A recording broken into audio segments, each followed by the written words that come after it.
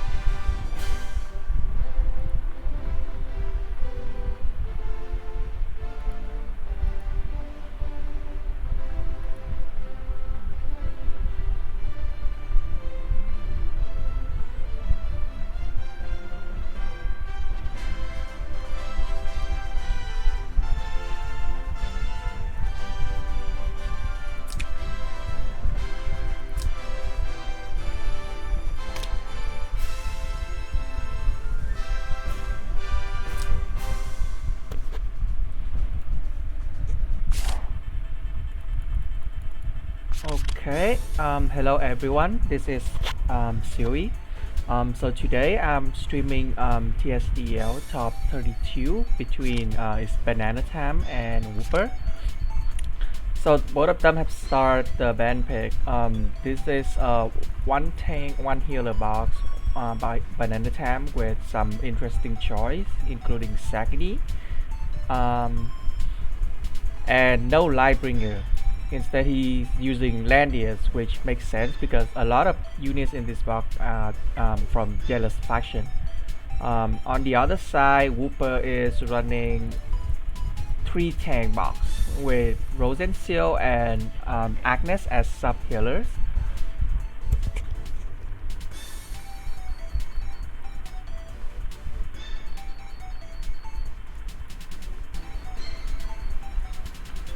So both sides ban Awakener. So both sides pretty standard, and Banana Time immediately go for Rosenseal, which is the most common pick to counter tank push box. Wooper immediately ban Oboro and Zeta 2 and pick up Rosenseal. In my opinion, when you already secure Rosen, like you don't really need to ban Zeta 2, right? I think he probably is afraid of the potential Grunhill guard block into Zeta 2 killing 2 of his DPS. But in general, when you pick Rosenseal, then you can delay the pick of Zeta 2. So Banana got a very powerful second pick on this water map, which is McLean, and also buffed by Grunhill. He banned Lightbringer and Zeta 2.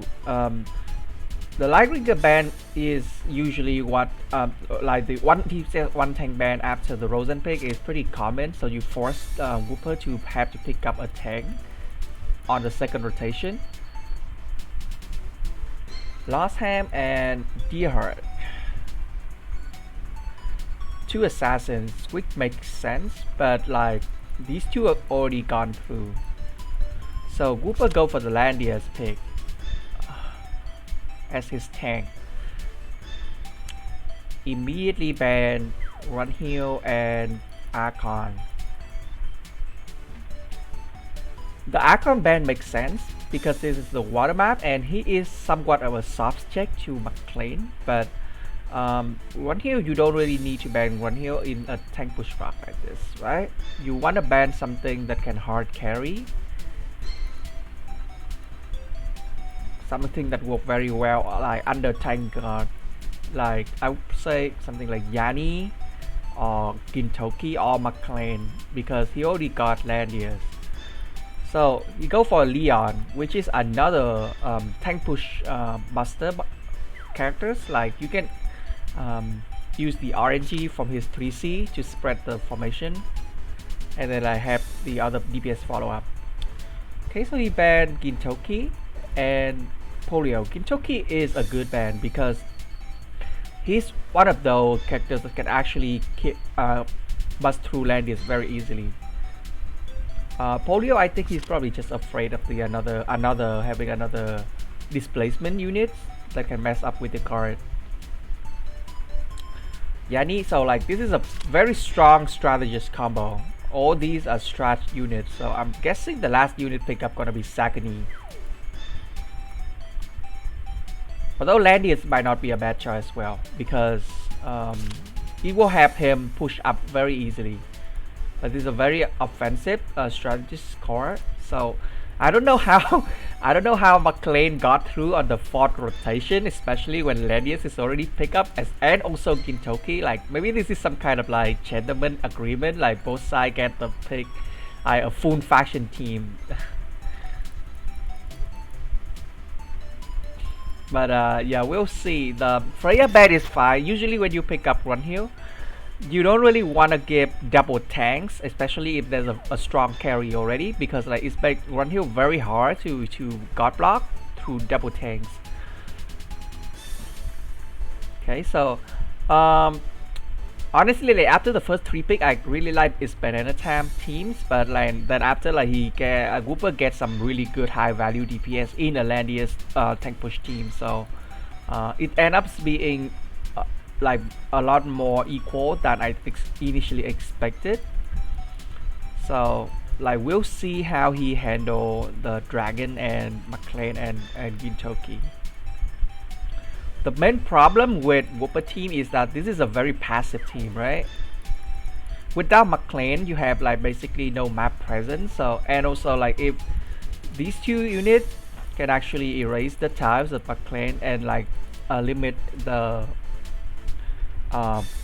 map presence, so ItsBananaTime team can actually push up very easily, like have McLean change the tiles, Leon go in displacement kill Oboro, or Run Hill go in like assassinate Oboro, and then like you have these 3 units, these 2 units can actually handle gain very well. So in terms of ban pick, like even though both teams are pretty good, I think Banana team is somewhat better, but it's mostly because I tend to favor a more aggressive and proactive playstyle. But we will see. There's a win condition on both sides.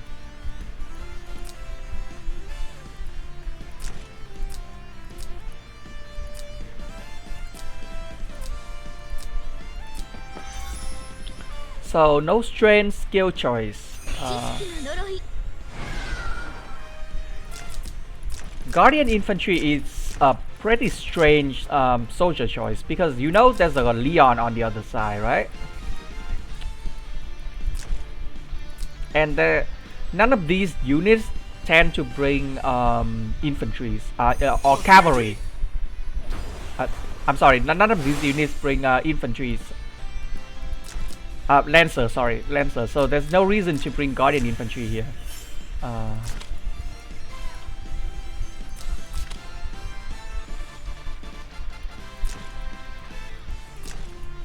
It's not, but you prefer not to take a lot more unnecessary damage. And there's no reason to go this over Lancer. This girl cannot doesn't have ice spell. She has fireball, right? So this troop actually doesn't do anything against this composition. It would just like make the tanking a lot more stressful.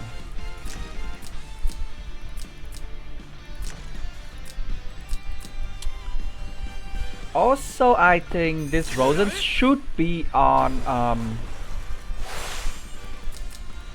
Stride Maiden. Not sure Fighting Mon's gonna do much here. On the other side, I don't like Pirate on this map. You wanna be the aggressor. You wanna be aggressive. You want damage. Your window of opening will be opened by Run Hill and Leon, and they will be there very long. So you have to have enough DPS to make your all-in matters. Both sides are moving pretty fast though, but it's the first turn, it's just setting up, so it makes sense.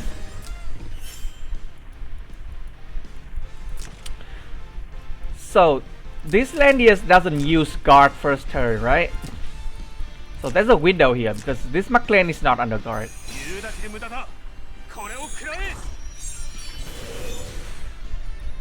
Okay, very aggressive use of Yanni portal just to get his team get up.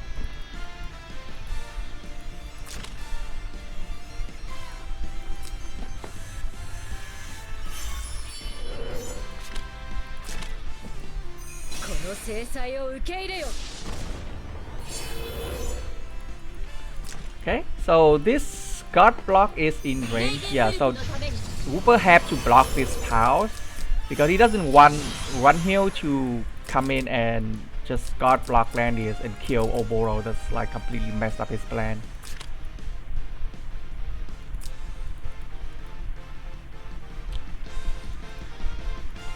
I think this McLean is in Yanni range, right? You can actually just get rid of his one life with Yanni immediately. That will make like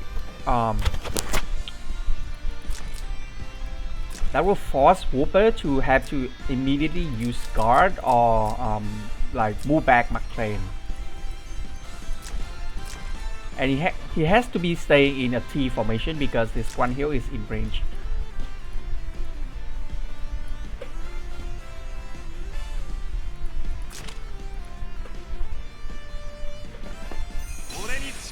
Okay. Very aggressive.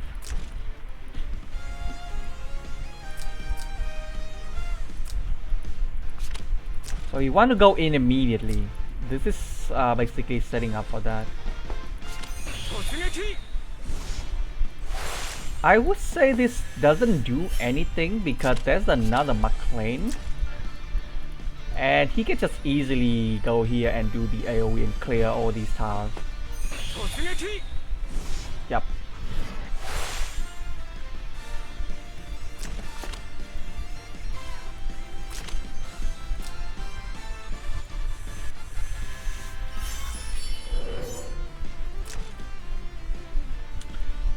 So now Yanni doesn't reach, right? So she should be the next move. You save these two for the last move and then try to combo break the formation. Okay. I guess this is safe because he's gonna be under Landius aura.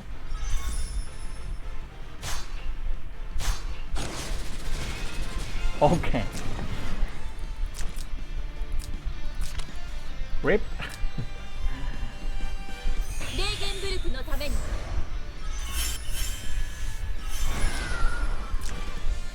I would say this probably planned because this is a blood pack Landius. Well,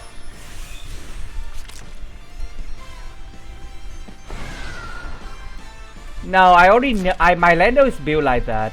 It can counter kill the what is it? Kagura. So Leon is kind of. I already know that it can counter kill, but it was still very funny to see. So now this actually changed a lot because this McLean cannot kill this Landius because of the pirate. Like if this was elemental, he can actually kill this under Landius guard. Like you can just melee, right? Because it's Jail's faction buff. And then the T formation will be broken. But I guess he can try to go for the Oboro instead. But I'm not sure if Pirate has enough DPS to kill Oboro.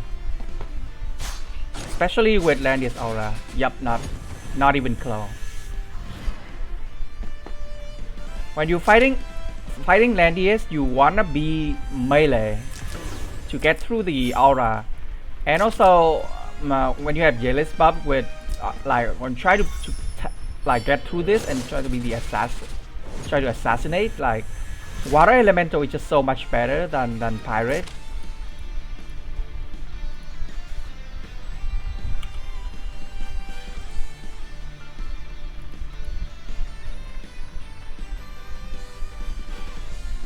I think Banana was kind of like rushing a little bit there. There was no reason to like immediately go in with Leon like that. Like Yanni was behind. And you can just chip away the Landius first before you going in, right?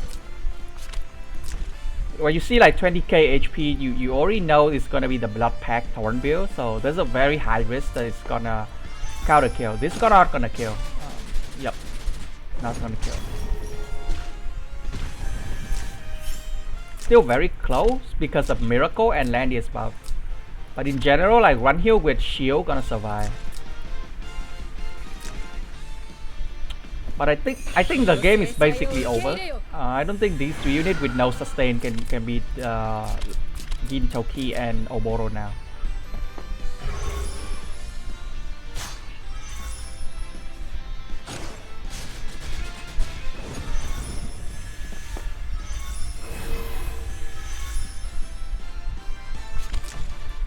This Gin can just like AoE kill this, right?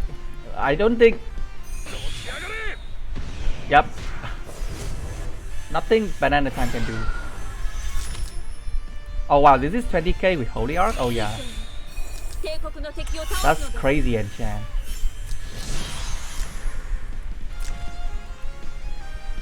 It's kind of a gimmick build, but if it works, it works. No, I didn't pay attention to the Holy Arc. I only saw the Thunder Spear and Mirror Armor. Okay, so let's see how Banana changed for game 2.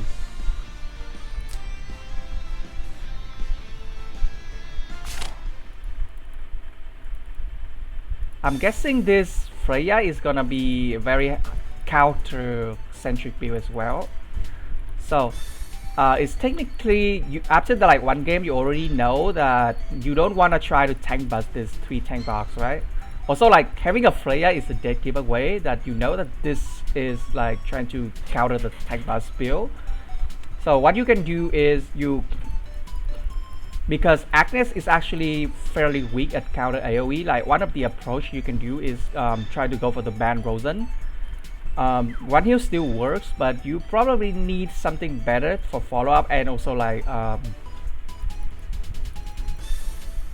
what do I say? You have to have like better unit that can combo with her. So we'll see. I'm expecting units like Sagni to be out, unless you like going for like Rosen Ban, because he's fairly ineffective against tank push.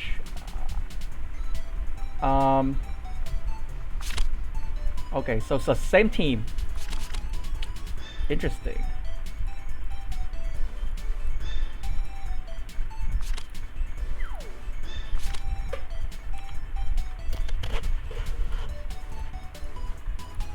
Okay, so I think BananaTime thinks that his team the ban pick was good. It's just like the execution, so he's probably going for the same route again. Ban Awakener, go for Grunt Hill. This map is a lot better for Grunt Hill team though, because map favor flyers, and also McLean will be a lot less effective on this map. It's still annoying though.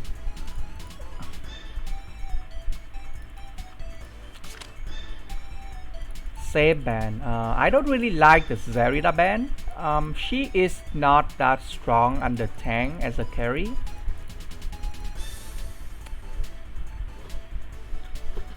But we'll see, like maybe he'll ban Oboro this time. We could put like Oboro was you don't really need to do anything with Oboro. He's basically like a bait pick. Like if you pick him, like you put the pressure on the other players to try to finish the fight in 4 turns, right? Or 3 turns if you got a faction buff. So, but if you see like Landius Freya box, like Oboro priority become very high. So I'm expecting after the tank picks, Oboro will be gone, especially in this But he go for Lost Ham instead of McLean. Also, from Wooper side point of view, I don't like the Zerida ban because you got Rosen, like you got 2 very strong anti single target tank. So this area is not gonna do anything against this combination already. Otherwise, like why would you build Thorn and Holy Arc build, right?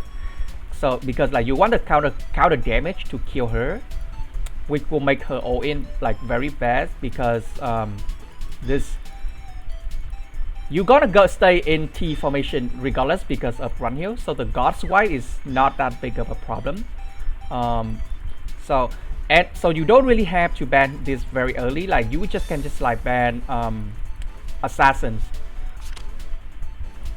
Okay, so Banana immediately go for Gin this time and not Leon. He got Lost Time is a pretty good assassin's carry on this map, especially with run heal buff. Now, if you play this, you should be on electric headgear team. If you play this kind of team, there's not enough aggressive picks to play in that way. So also like even if you try to like clear guard, like if you can trade like one tank life or one tank guard skill for like Zera 2, that's a very good trade.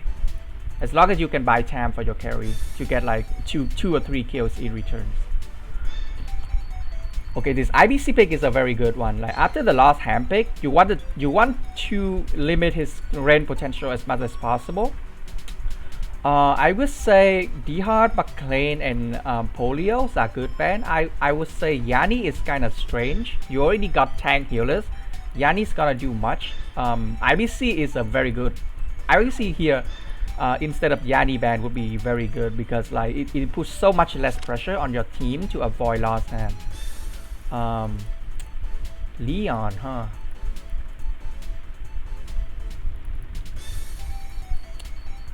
Okay, double tanks.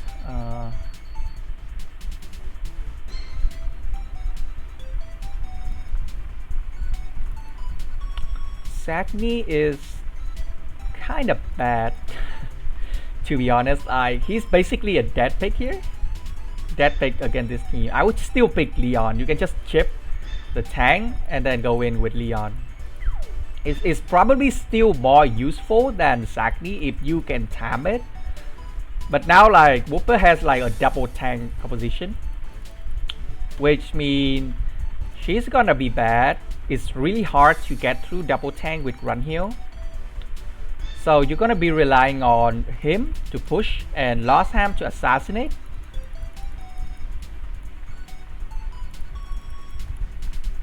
But then there's a threat of the Leon AoE. Like Leon can just go in like use one AoE. Like this team is completely crippled. And then you can't really get rid of McLean after that, right? So yeah, I think the first two picks, I like Banana picks a lot better. But then like Wooper got like some really good pick after Ladius and Rosen pick. I mean like not really the Leon. I think Leon is kind of whatever, but it's probably his best DPS lab at that point. But giving two tank with run heal.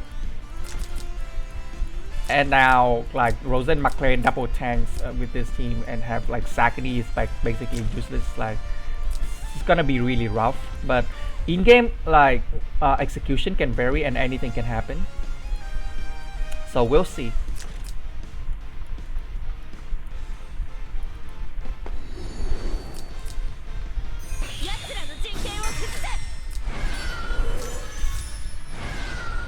I was still being mass attack on IBC to buff Gintoki.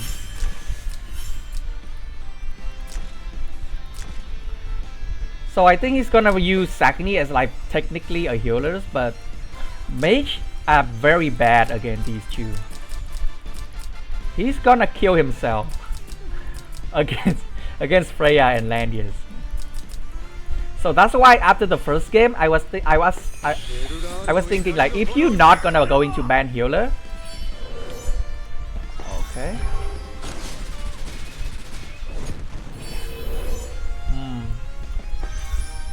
That is a nice pickup, however. The problem is you don't really have AoE to punish the Rosen pickup, right? Outside of Sagni. but his cooldown is very long. And by the time he can reach through the water field, like Leon might be able to just pick one by one. It's still a very good pickup for BananaTime. Now the fight actually, it actually looks like he has pretty good chance. I think Leon probably have to burn Chivalry and kill this, and then run back, right? But then it means that he burned Chivalry, so his range gonna be pretty bad for the next few turns. So Banana can actually push forward. Main problem is still the McLean field, though. There's no one that can get through that except for Runhill. But you have to kill this. You have to kill this Lost Ham. You can't let him run back. If it's a free kill, it's like super bad, because like he can easily kill McLean and Leon later with the IBC buff and Runhill buff.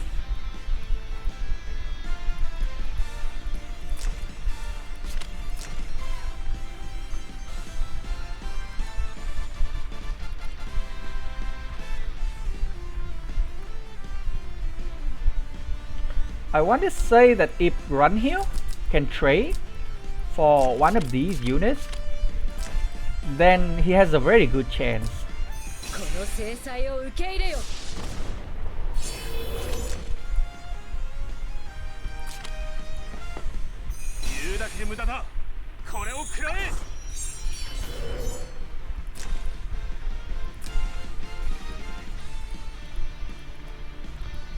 This is a bit like too conservative. I would just put like Runhill like up here. So you threaten like this Gladius has to come here to guard if Leon wanna come and kill, right? So Runhill can just go in, and maybe like if the guard positioning is bad,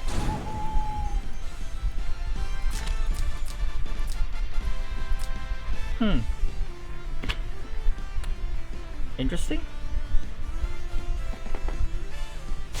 Yep.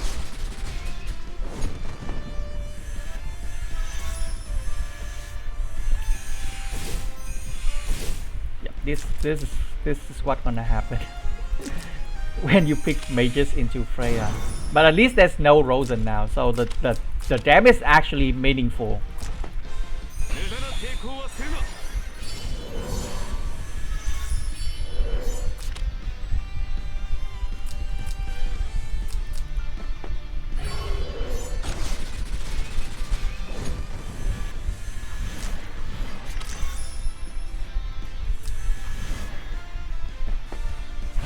If Runhill was actually forward here,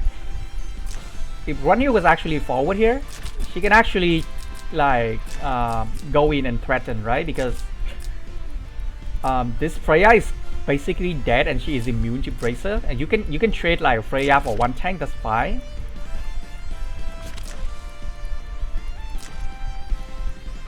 But still, like, because the Rosen is dead, I think like he has an alternative win con now. He can actually wait out for this heal to be over, and then he go do the AoE with Gintoki and Sakini.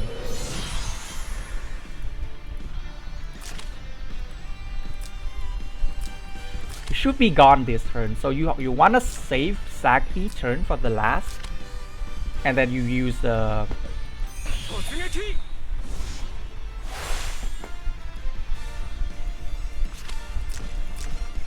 I think Banana didn't expect the Rosen to be free. I think the last time was the Rosen on Shrine Maiden. I didn't get the chance to check the troops of Rosen because it happened so fast. I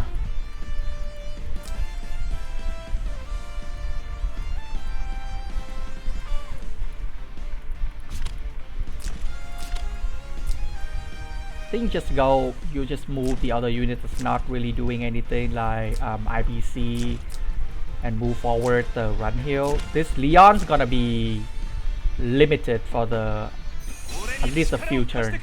No Chivalry.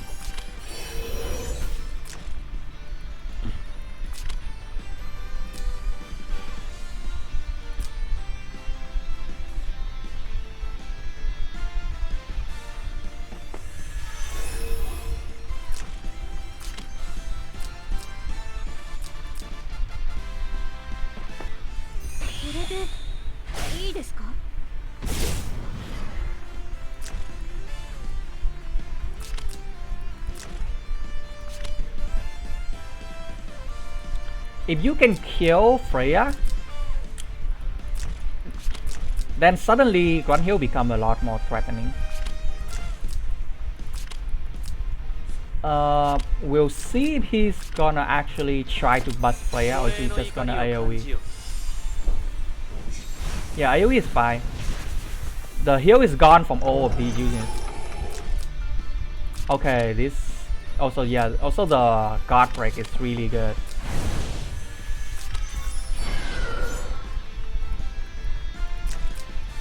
Let me check. 3, 4, 5.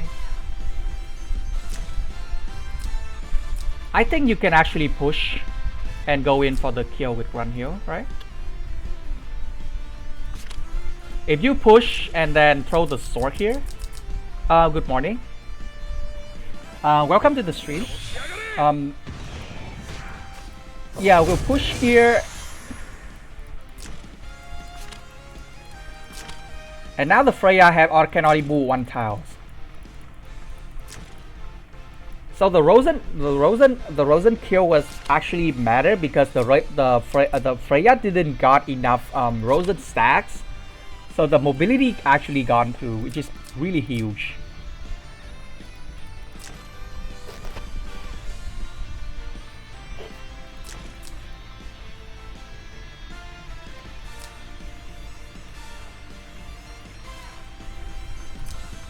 Three, 4, 5. 1, 2, 3.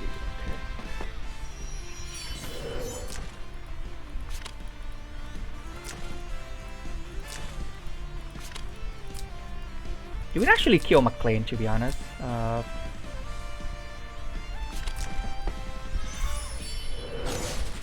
So he decides to heal. Alright, this one is not Overlord as well, so Sagni actually become very clutch because of his Mobi disable.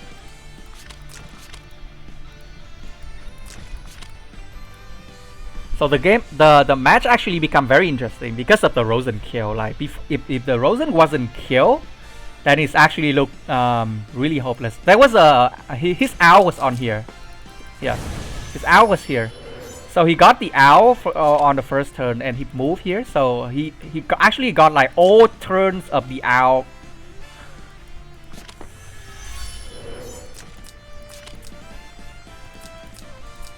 This is very bad for Wooper because both of these Mobi downs are 2 turns.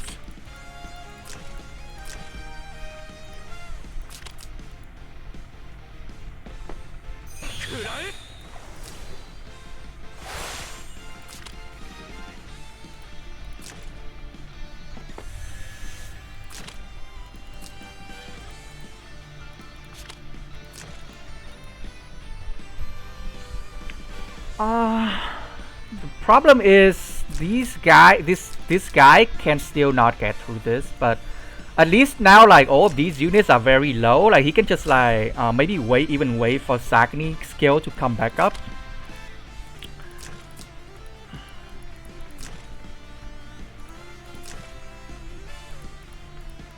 This field gonna last at least like 1 more turn, so the chivalry should be back up soon.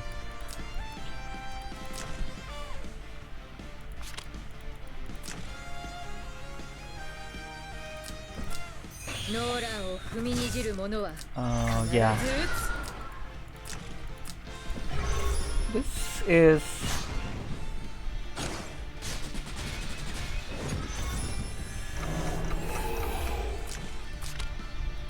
I'm not sure if that's the right move, to be honest. I would just move up Grunhill, like 1 or 2 tiles, as long as she is not in range. And then like next turn, like when fog kick in, like you can actually just throw the sword here. Because the Freya has to move, right? The Freya has to move down here.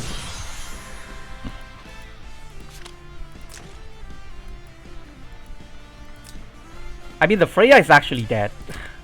Freya is dead, yep.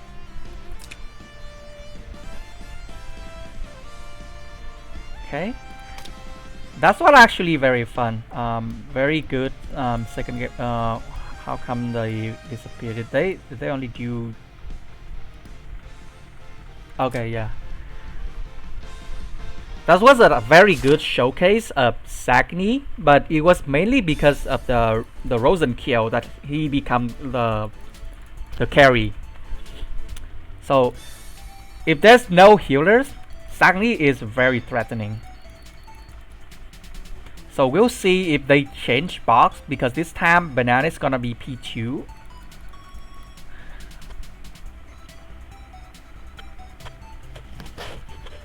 I'm guessing that the lost ham kill is not gonna happen this turn.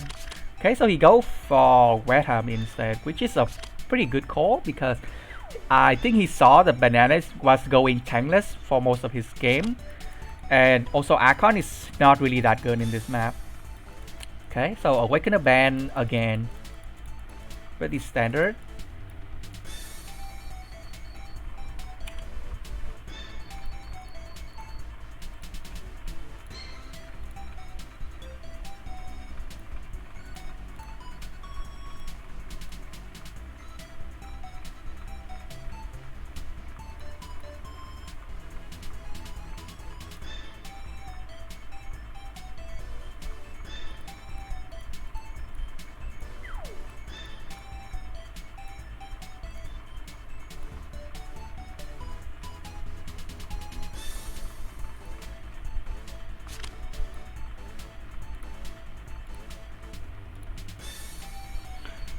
Okay, so I'm guessing they're gonna go the same ban pick route. Well, we saw both sides of the ban pick go last two games. So, but I still think it's gonna be really hard to get through this kind of composition. Last game kind of worked out, because like you can actually he can actually switch to the AoE later on, but now this game I think Wooper gonna be a lot more careful with his Rosen placement.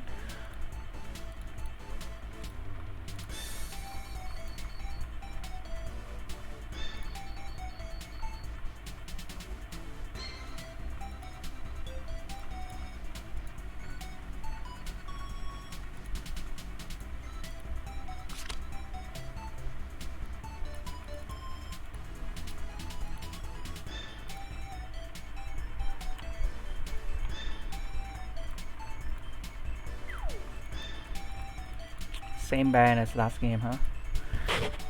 No. Okay, lost ham. I'm guessing this this IBC is gonna be banned, this game. Can't exactly give that combination again. Okay, so he banned Gintoki and D-Hard instead. So McLean is open. IBC is open. Should be McLean and Gin, I think, should be banned. Maybe even Weham, if you're not gonna pick up a tank, you should ban this as well. You don't really want him to trade for Grunhill or Lawson.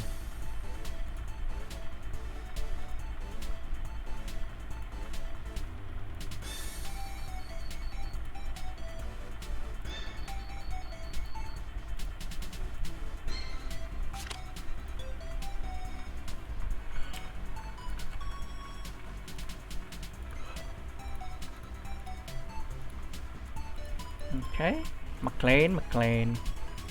Leon gone, Gintoki gone.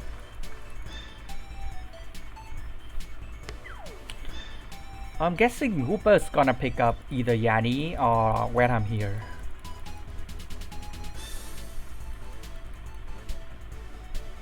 There's two assassins already, so the Freya is got, yeah, Yanni makes sense. It's a really powerful pick for this composition. Okay, so he's gonna play into Freya again, but this time he has sustain, and also he has two assassins instead of just relying on one hero. So it's fine to leave Freya out. I'll pick Agnes here, to be honest. With double AoE, you can actually chip through Sissy. Okay, so Yani. The main problem is Agnes also have the revive for her teammate, so the assassination gonna be a lot more, you know, annoying.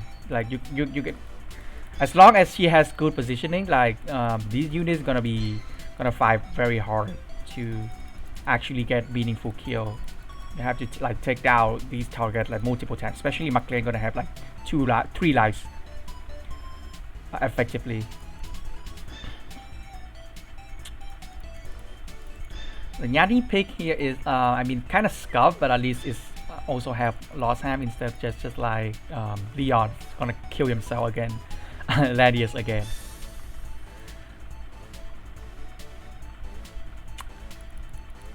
But there's only one tank now, so Run Hill is going to be a lot more effective, a lot more threatening.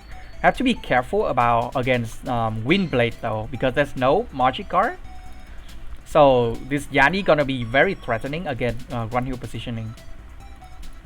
Sissy is a good enabler for tank push because she can just use dismiss, but because of the AoE threat, I think you have to bring Inspire for this game. And the cavalry gonna be useless again, Rosen. Lancers gonna be useless again, these two. So I'm thinking like you probably just stack the wait for the 5 coins and try to make play instead.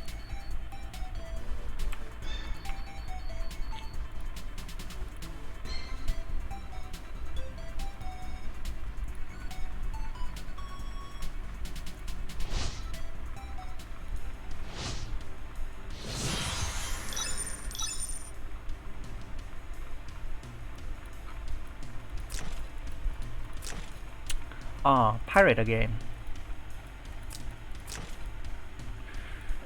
Hey, I think these two troops choice could be better. There was no assassins outside of McLean, but also you usually outrange. I'll probably just bring like offensive troops to just have more pressure against Landias, because Warlock damage is pretty bad.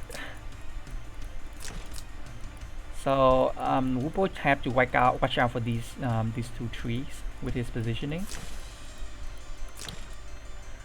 Against Yani, and especially with Landias, like usually I'll just bring Sansi and try to melee the Yani instead of like faceless and this, because you might kill yourself against the counter. You're gonna kill yourself, and also you face the risk of not even killing because of the aura. So I think Sansi is probably better. Pirate has really bad damage compared to Elemental, so this McLean is not going to be killing these units anytime soon.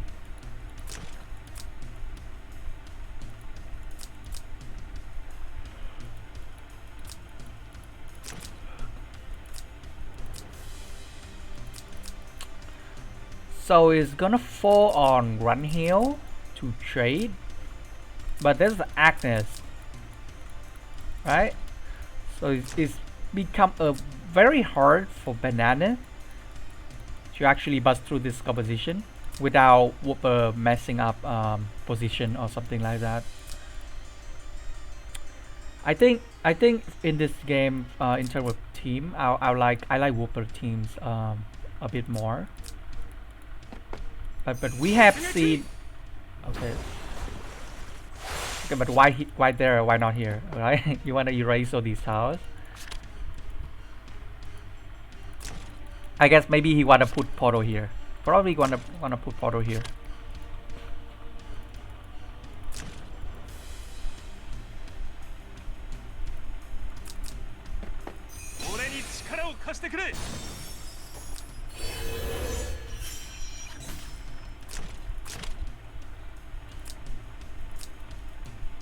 Huh. With this Landia's positioning, then you have to move Yani here, right? Rosen here or here, and then Agnes here, because you don't really want to set up like a potential Grand Shield turn 2 into this non-T formation. But Grunhill has to be very careful around Yani because of the wind blade. Yep. So he throw down in here there immediately.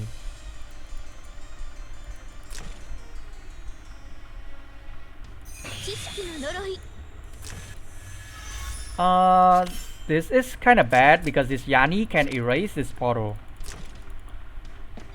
Yep, and then if you throw the portal here, Lost Ham can hook onto here and still got the bonus and come out like here. Yeah, and that's exactly what he does.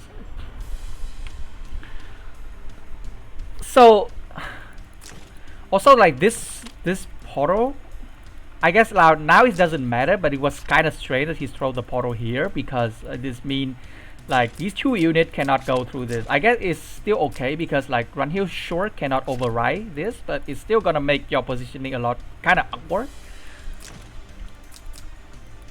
But now that this Yani already erased this, so it should be fine. It can still be an arc again point for Yani, this Yani though. But now her range is a bit more limited.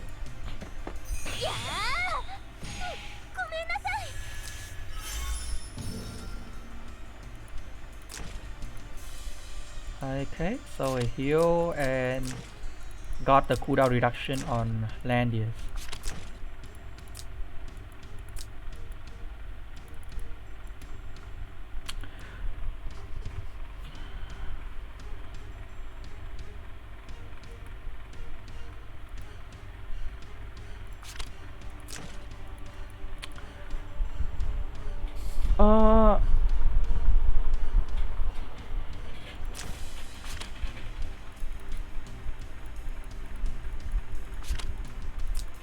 The problem is even if you go in with Lost Ham and try to kill this Yani, it's not gonna die because of Agnes. And then you might risk like die to counter kill. So maybe it's bad to wait for next turn and set up with CC. Wait for the. At least you got the portal down, which is a pretty good from Banana perspective. But I think like if I'm Banana, I would not go in right now because you're just gonna lose this Lost Time for free.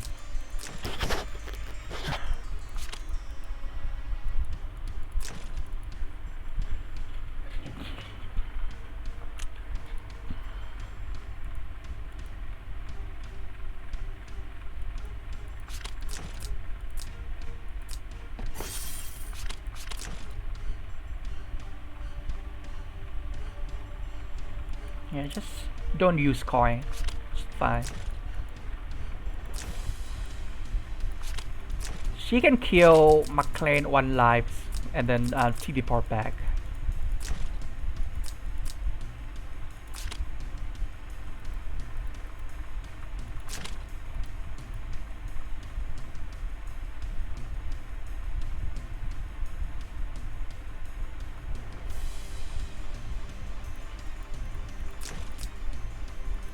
If this was Samsi, it would be a lot more dangerous for Wooper to put Yani up here. Because Samsi melee can kill this pretty reliable and then run back and then like just get out. I don't like Lancer. I think you either save coin or you throw infantry. This doesn't do anything. This is not gonna do anything.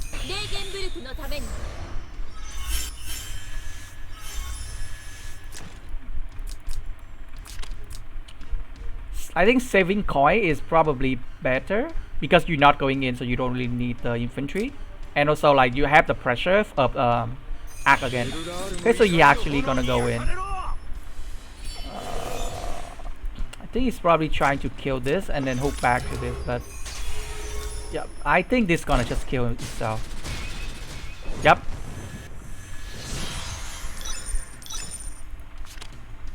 Okay. Yeah. Wow.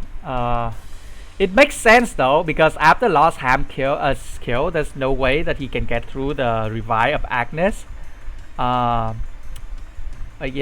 that's I mean, like, it's good to know some of the interaction. Like, last time is good against Yanni, but you have to set up for melee.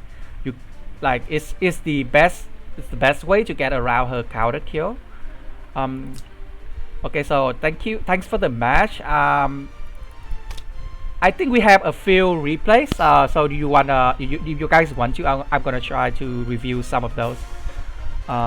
Congratulations to Wooper though. That was well played. I really like the box of both players. I think from Banana's perspective, he just need to have like a little bit more experience with some of those interaction with his pick. From Wooper's perspective, I think like his box has a very clear game plan and he just stick to it. So it was fun. So we have WillUnderscore versus Newbie. So let me see if I have both of them on my friend list. Okay, I have Newbie. I need Will though.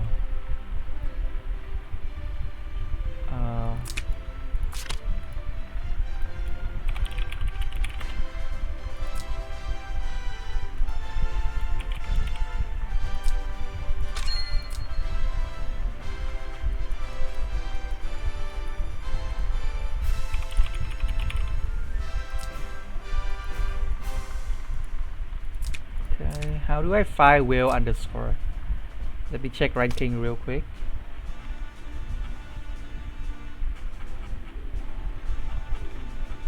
Did he? Okay, he doesn't change name.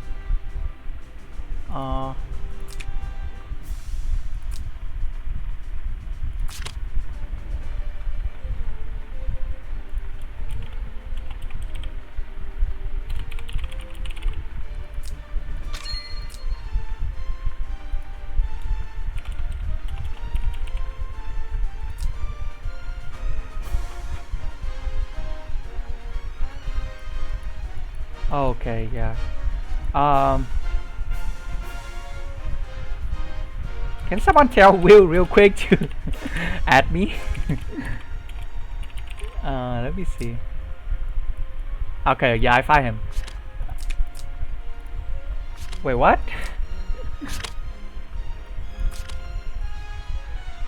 Okay, that was stupid of me. Let's see the replay then.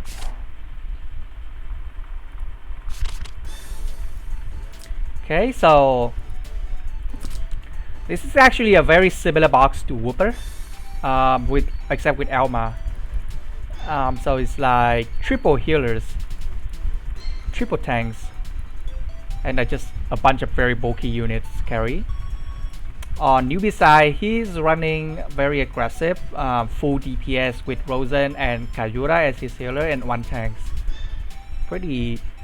This box is somewhat standard, but it's kind of falling out of favor because I think the global players' tendency is to go back to the more tanky box.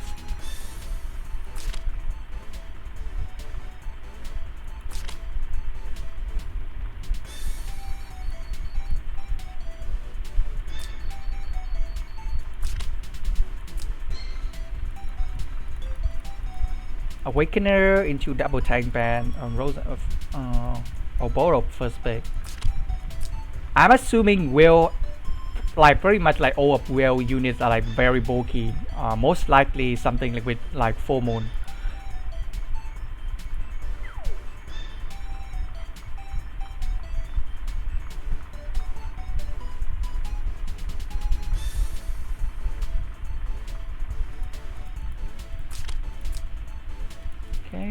IBC pick is kind of strange here. I'm guessing that these two is gonna be banned immediately, but I guess on this map the last time second pick is not that powerful, so maybe he was afraid of that.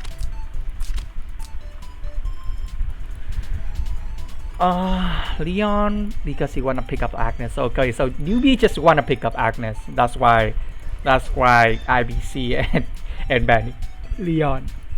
Yeah, the icon is gone immediately.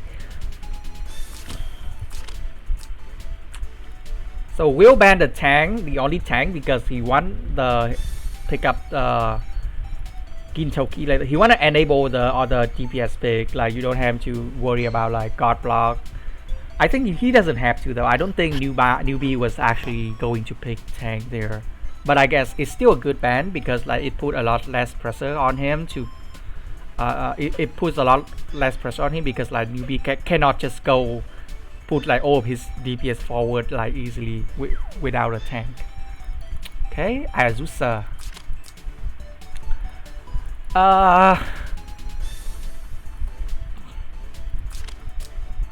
Azusa over these two, really? Really? I'm kind of confused. Like, on one hand, especially there's like two like anti-debuff left, so this Azusa is not gonna be very good against Lightbringer. So basically, your only game plan is guard block with this and like just rush in with these three, right? I'll probably just pick Lost Ham or D-Heart here, especially when you have like IBC already. Like at least you have like an alternative win con, like you can actually kill someone, like also enable run heal, so she can break the team formation easier. But they just play. I think these two picks are a bit weak. Like maybe this Elaine can kill Lightbringer. That's like the only other explanation I can think of, because Elaine is actually a really good tank buster, especially when she has 2 buffer for her. So we'll see. Like maybe we'll see some cool Elaine busting, but I'm guessing gonna be very hard because of Miracle and because this Lightbringer gonna be like ultra tanky. Okay, so he doesn't care. He just like go ahead, just pick Lost Ham because my unit's gonna be immune to Lost Ham. Is probably what he thinks.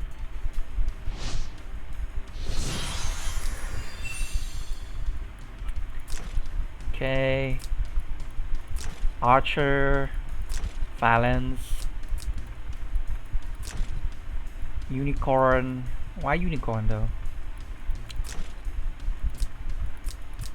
So these two are basically gonna be on this Lizard Rider regardless.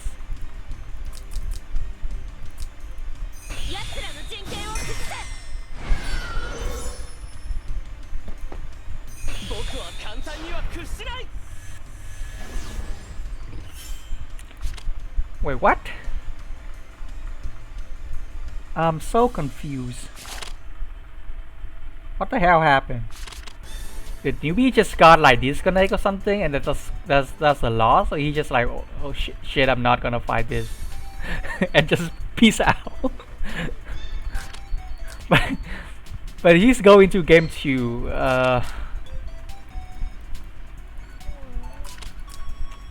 That was very anticlimactic. Not sure what happened there. Okay, so this game he picked up Lost Ham at least. I'm surprised that this guy actually survived into third ban pick rotation on this map especially. So he has to ban all of these units just because they fuck up like assassination very bad. So Will box is basically built to counter this kind of box, like the tank push, pseudo tank push, tank bust, assassin's box with all of these units. One heal. I think like picking up something like these 3 are stronger, but he can definitely pick Lost Ham now because there's run hero. Did he? Maybe did he see that Will was on Lancer on Lightbringer, so his Elaine was on 2 caps, so he was like, nope, not gonna bust that. so he just peace out. I was really confused there. I think I have to ping Newbie later and ask him why he did that. And he ran the exact same comp as last game. I'm really confused. Okay, so basically the same, but this time he switched both of his DPS to infantry.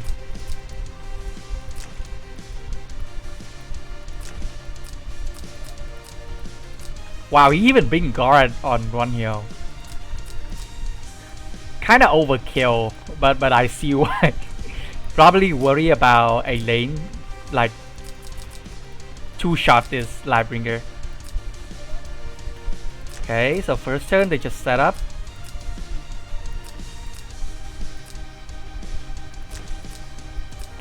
Wait, why is the last ham on this here? Isn't it better to just stay here? Or like here? And Ellen here? Or like here? There was no... I guess he's kind of scared by the last ham on the first turn. So Elaine is actually pretty weak to last ham because he's always have more skill than her. So that means he does full damage to her. I think like the barrier doesn't give her any damage reduction if it's against someone with like higher skill than her. So on this map you have to be very careful with Elaine positioning because like the last ham might actually just come in and kill off this Elaine. And I think from Newbie he kind of think he probably want to test Elaine, and this is like his probably he think of her as like his win corner. I would assume after the ban pick because he picked like 2 units just to enable her.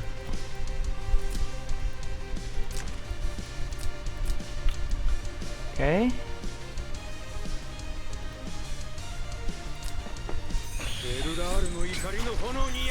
So I'm assuming he's gonna try to kill Runhill. But this is a very bulky Runhill, and he even have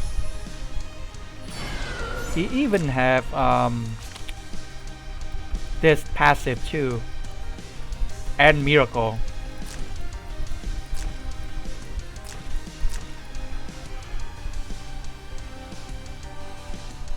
So I'm surprised that Lost Ham get through from newbie perspective. Like I would never give Lost Ham after he got like the first few picks. Like you want to box Will team as much as possible, and giving Lost Ham here is just like way too much map presence, especially when she is weak to Lost Ham. She is very, very weak to Lost Ham, right? But yeah, I think Newbie probably thought that Lost Ham would have killed this because of the IBC buff and Grunhill buff. So it's good to know.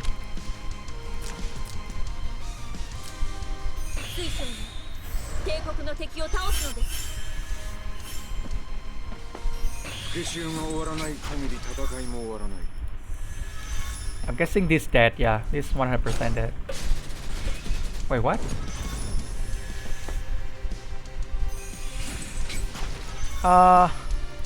Did they... Oh wait, did they fix the...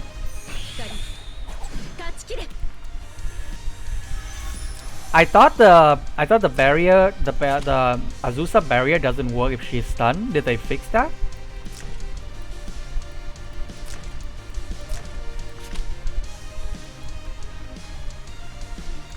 Like this is still on, right? So oh, okay, wait, is cavalry and Sansi still is this is Miracle with Grunhill buff with his passive. So that was very surprising. Okay, so he just survived because it is cavalry, because of this cavalry leaving the soul Sansi.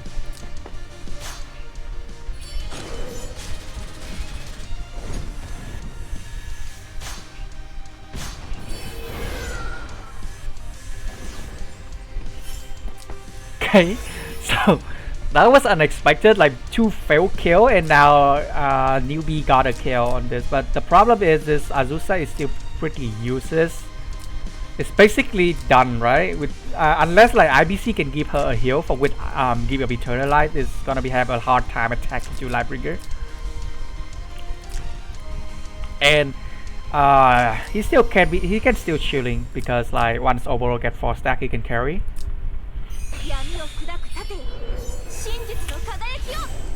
We'll see.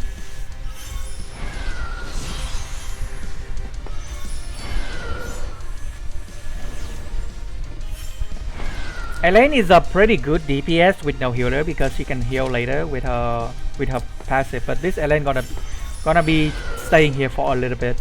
She need to build up the stack back. So both team is just waiting. This is good for Will because like Oboro gonna get like 4 stack now.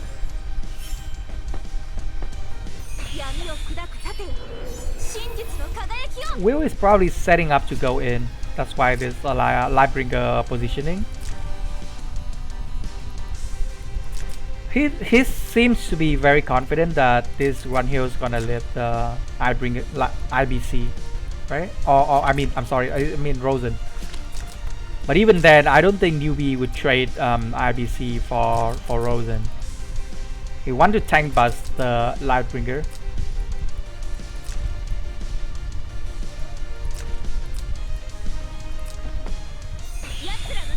Okay, so he just setting up the formation again.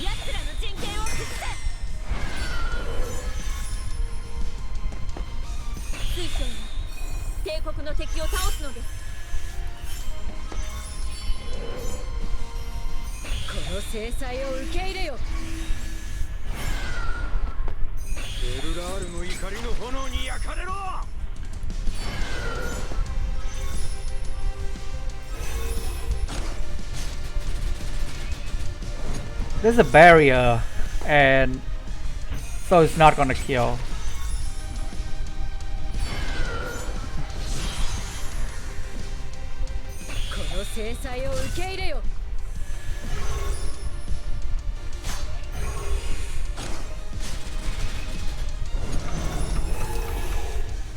He was as half health too, right? Let me see. Did his buff run out? Okay, his buff didn't run out.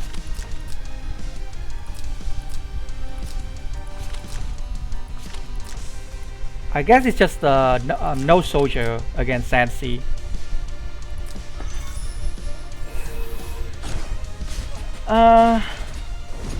Wouldn't use last time there. I would use this to heal, just to heal.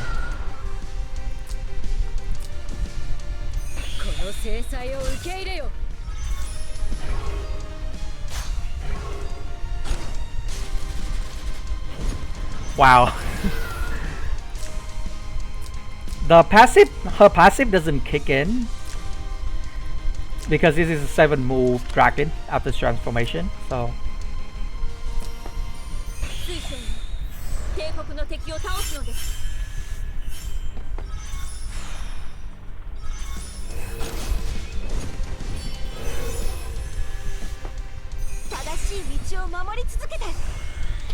I think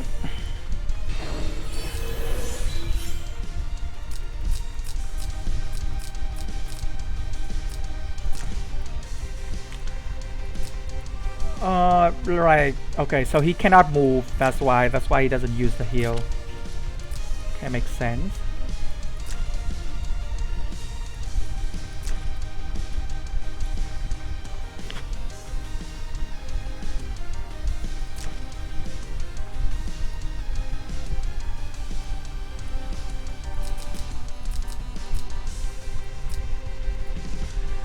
I think he could have just finished the grunt heal, and he has more units, so he has like turn prior, right? So wait until this Lightbringer move, cause she has to move, like, and then like you wait until this Lightbringer and the Rosen move, and before you go in with Grand Shield. I don't think you have to rush there. So that was, I think that was the misplay on Newbie part. He probably thought that this gonna kill, so because there's a IBC buff, so, but Will units are just like very tanky, and when Run Heal doesn't get her talent boost, her damage become very bad. Okay, so overall just kill Run Heal. I don't think Newbie can win at this point because Dragon will just kill everyone. Yep, and this will just kill herself. I think Newbie was a little bit too over eager there.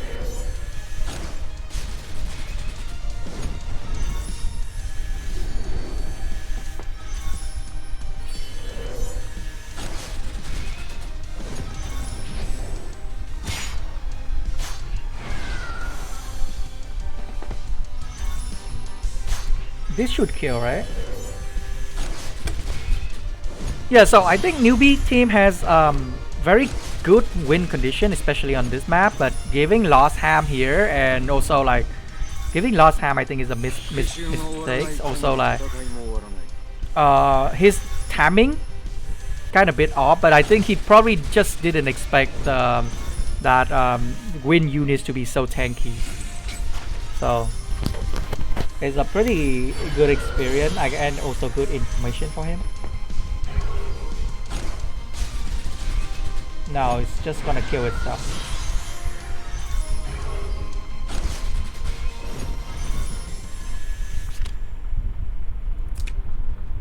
Interesting.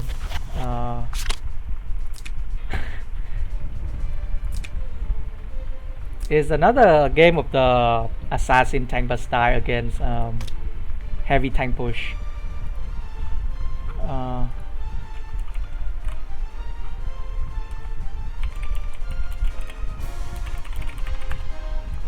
Okay, let's see who's next. I think I have 2 more reviews for you guys. Okay, up next we have Winston versus Mikey likes it. I think Winston is from Mira.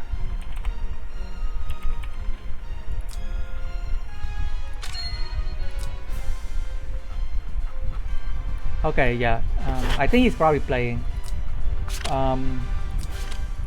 He's probably playing Apex at the moment. Okay, so it's a 2-0 for Winston. We'll see. In past season, like Winston usually run AOE box, so I'm hoping to see that because I do like the AOE playstyle. He doesn't have his signature hero, Winston here, but this is still a very aggressive box with Oboro as a counter to tank push box. But Mikey is also on a very aggressive box where he is using Tiaris. I think for any players like playing this kind of assassins or tank buster unit, Tiaris is a very good meta call. If you go that route, I think Tiaris is really good. Certainly, I think she's probably more better than like Sissy or Liana if you got running that kind of box. The Rosen I think is mainly for you know, first turn ban, either against like Awakener or you ban Awakener or you ban Rosen. This is also like both sides are also running like one tank box, and this is a water map, but Mikey doesn't have McLean, so he's gonna be a significantly disadvantaged ban pick wise. So we'll see. So Awakener ban like standard run heal pick. You know what, like when I look at Winston box, I see only one tank. I see no Rosen, and I've already banned Awakener, right? And my box is a very rushy box, and I'm P1 and I don't have McLean. If this box, if it was me, I personally first pick Polio right here. Like Polio would be very good first pick against this team, especially after you already banned Awakener and there's no Rosen, because this means that now you have a very reliable engage. And Winston, like his best pick to counter Polio would be something like Zerida 2, right? Because she can just kill her if Polio come in. But even then, it's still a good way to push down the priority of McLean, and also force Winston to ban pick in a certain way. The run heal is not really that effective because I don't think Winston gonna be prioritizing picking a tank, and as a trader, run heal range is not really that oppressive, right? She's just okay. There are better trader than her as a first pick, so we'll see. Yep, immediately Polio ban. I think Winston realized the threat of the Polio, and he go for Zera 2. This is a very good pick. Zera 2 is very good against like only if like one tank box. So yeah, the first pick for Mikey, I think the best first pick for him should have been one of these two. I think Polio is better because there's no Rosen, and you can then bait like Winston to ban the Zerida. So we go from Lost Ham, ban Archon, ban Atlantis. Yeah, McLean is the obvious take. It would just like neutralize the Lost Ham, and also like all of these picks, pretty much. The best counterplay here, it would be something like Yanni. Like you probably ban Lightbringer, you pick Yanni. Ban Lightbringer and ban her. You cannot give Polio. Okay, so you ban. Okay, so you go for Dragon instead. So he's thinking that, okay, I will force you to go in with Dragon.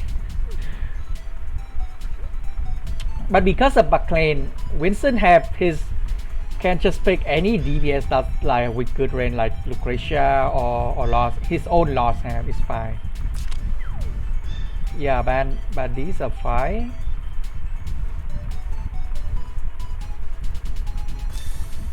Okay, you go for Polio. That's why he left the Yanni open. Okay, makes sense. Polio and Zarya 2, the ultimate combo of last season before Awaken. And he got Polio as third pick, but that's still Rosen. Is he baiting?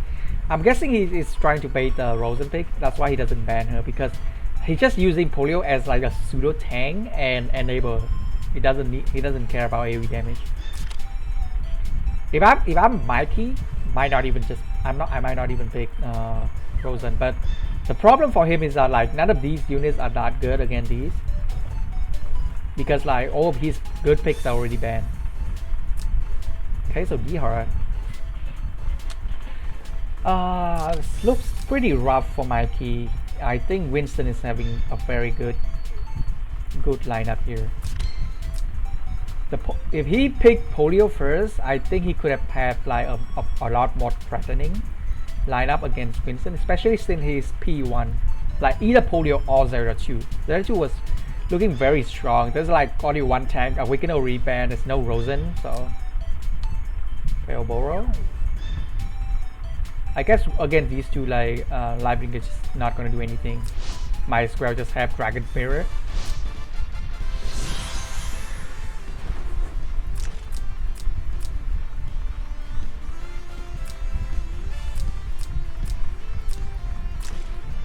So he bring guards on Rosen still, huh? And Winston bring guard on Polio. I guess the Lost Ham is making them like choosing the skill a little bit more conservatively. Let's see. Faction buff. Boro. Makes sense.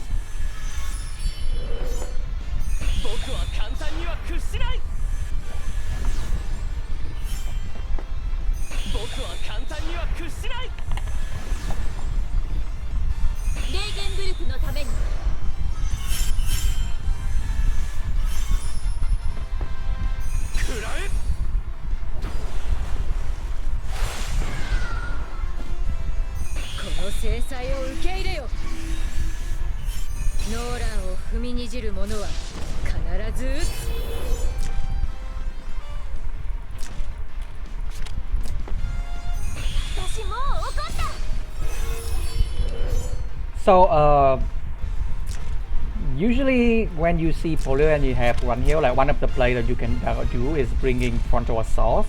It will kill Polio 2 life, and it will, like from my key perspective, he has like a more, if he picked Tyrus instead of Rosen and then bring Frontal Assault, like I think Winston would not be able to put his hero up like more aggressively. It's like both McLean and Polio would die to Frontal Assault eventually, especially when you have Tyrus. So that would be a lot better than like playing a more passive route after these picks.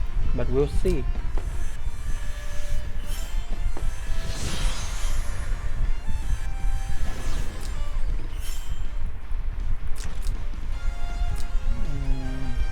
Could have stunned this, right? Problem he doesn't have a way to run back. Yeah, because if you don't stun, then Winston gonna come.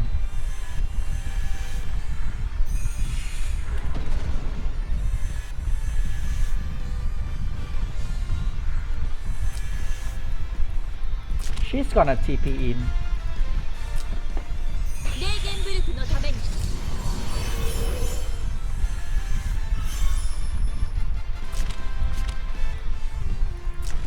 Very high attack.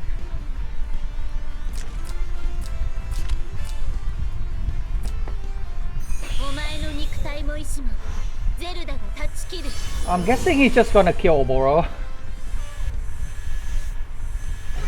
Okay, he's just kill Guancho instead.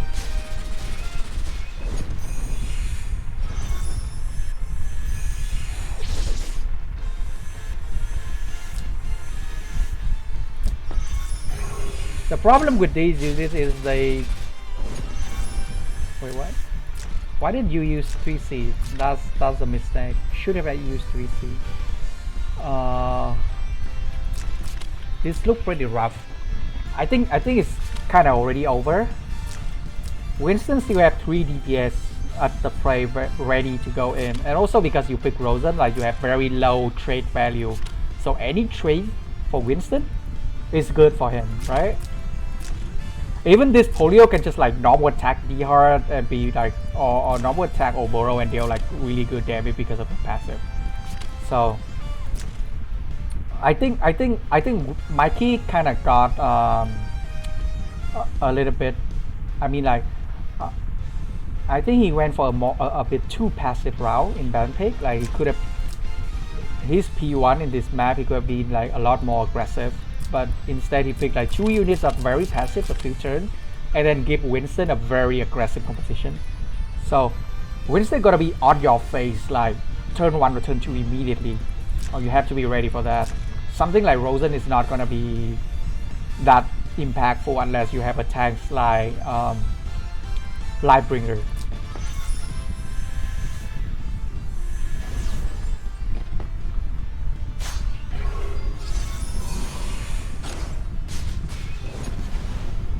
I have to stun Zelda here.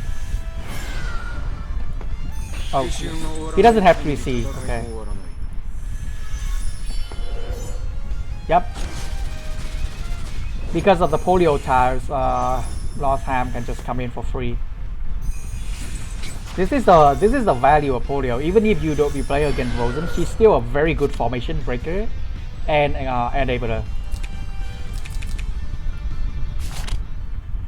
Okay, so now as P2 he's actually swapping in Wertham, IBC and Lightbringer and Sissy. Sissy is fine because it's P2. Yep, Winston's gonna go for the same ban route at last game. Because Mikey doesn't have 3 tanks, picking Run Hill is kind of meaningless for Winston. Like Z2 is just so much better against one tank box like this, even with like pseudo tanks like Polio or Run Hill, because still just trade 1 for 1 at least. At the very worst, still trade 1 for 1, and you have to spend 2 action to get rid of her. Leon is 5. There's how do I say it? Like this map has a few defensive terrain, so he can still use the cavalry. Also, this very narrow, so his AoE become a lot more annoying, like especially when combined with the lava. But this map is also very good for units like Guan Hill and Lost Hand and Yani, because those three are like benefit the most from this kind of like narrow corridor type of map with defensive terrain. Okay, so it's gonna be the Zarya versus Zarya.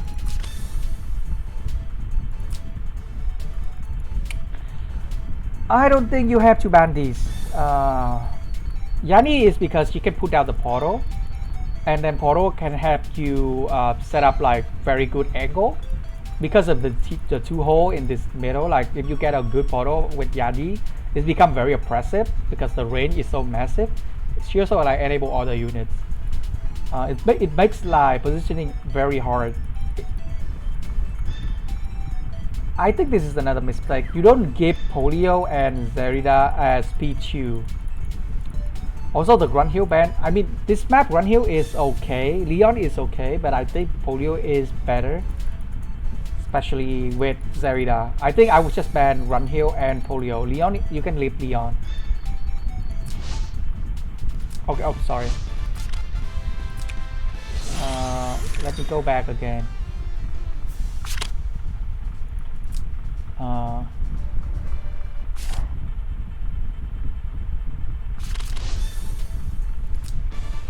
I misclicked there.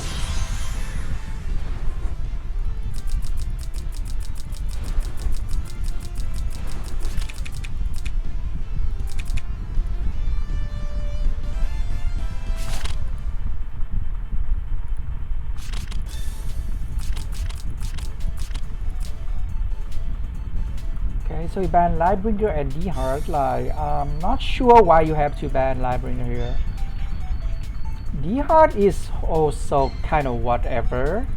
I guess D-Heart has good synergy with Polio. I think that's what he worry about. So it's still an okay ban.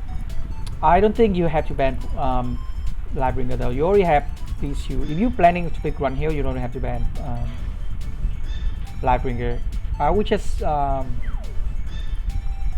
I'll just pick something like Gintoki, because it's still he's a pretty good counter like late game carry, right? Because like after these come in, like you're gonna force the game into a like 3v3, and he's a very good late game carry in that type of situation. So yeah, Winston immediately ban Leon and Gintoki. Leon is fine. Leon ban is fine. Gintoki ban is fine. I think Leon is pretty good with a combo with Zerda 2. Also, Leon can kill double life of Zerda 2, which is why you generally you don't really want to play her into Leon if you can avoid it. Okay, so Lost Ham again with these tiles. Lost Ham has really good range on this map, like not as good as like tower map or something, but still very good like defensive tiles placement for him to hook into, especially when you have Polio. So he has Yani now. The problem is Yani doesn't have the best synergy with these two units, and also her tiles can be erased by these both of these. So we'll see. Lightbringer and Lost Ham, that's good. Yeah, Lucretia makes sense. She's the best DPS Labs hour piece. IBC, huh?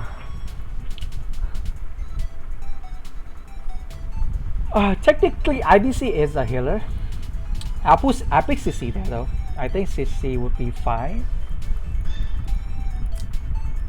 Okay, Dragon Mirror again.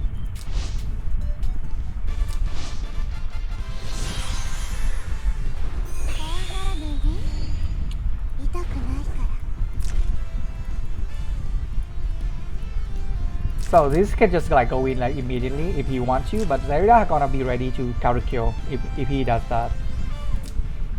So he probably is not gonna go in first turn. Just wait for just setting up like his unit's placement.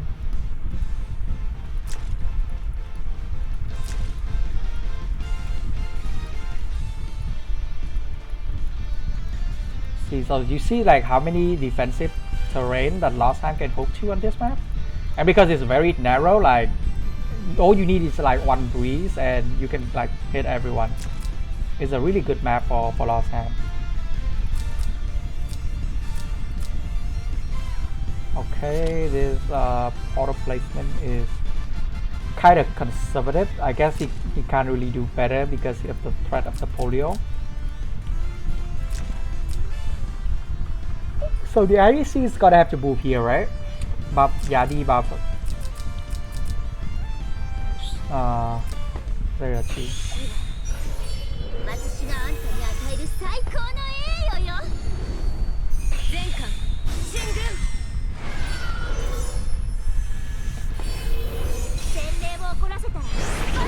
Yeah, so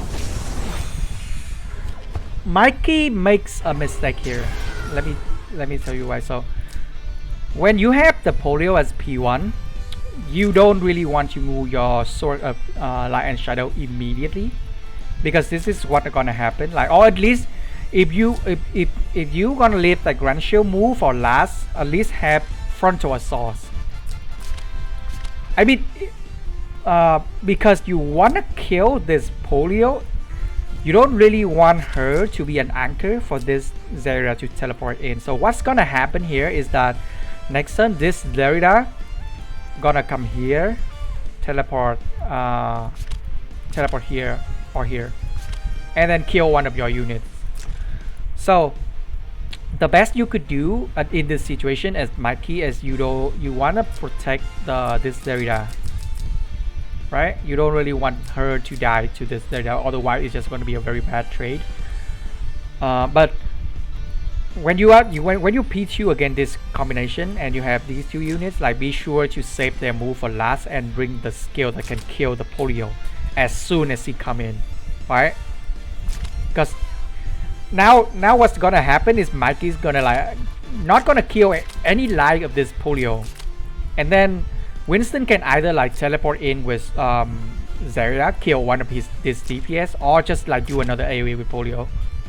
That's gonna be very bad. And also like this, set up the portal for Lostham, right? Lostham can just hope here because of the towers. So this setup is really good for Mikey. He already set up like all three of his units for the all-in. Mikey has to save. Mikey has to be a bit like more conservative on his turn order and understand, like, you have to understand the timing of Winston combo, right? Okay.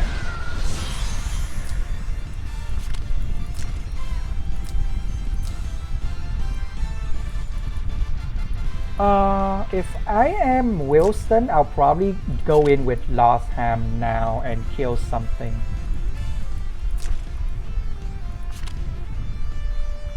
You can kill Boro, like move back here. No, you don't really have a hook target. Here and yeah, hook back here. It's fine. It's fine.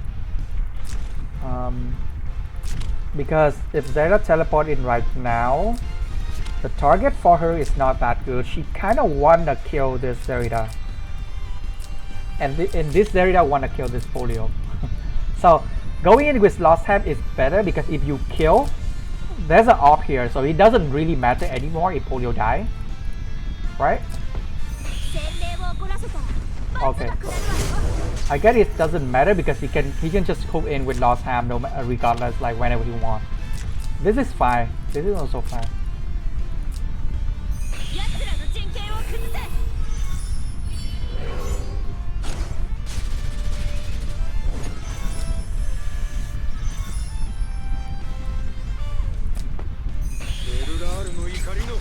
Yep.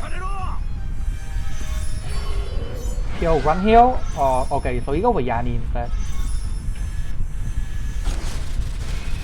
This is safe because Yani was half HP from the polio AoE.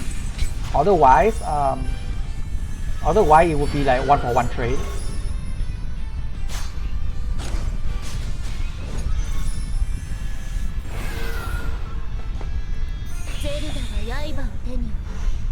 Yep, so this is what I'm gonna do. He's gonna do. I think you can just go here, like kill this, and then you still have one life. Yep, it's fine. Very good setup from Winston. I think Mikey could be a little bit more careful with turn order, but Winston punished that very hard with his setup. It's a very aggressive setup, and like any 1 or 2 time mistake will be a loss.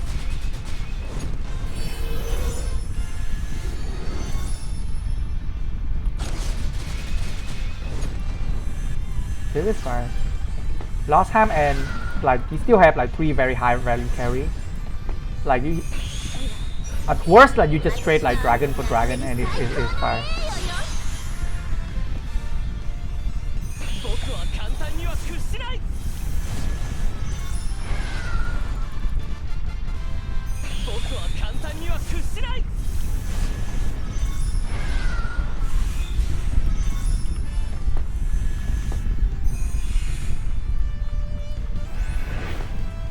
Yeah, she should reach. Yeah, she should reach and should kill because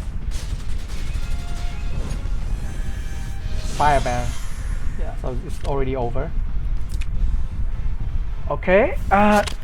Winston played very well. Like both game. I mean Mikey kind of gave him like a very good composition, but I think Winston also set up very well with his team.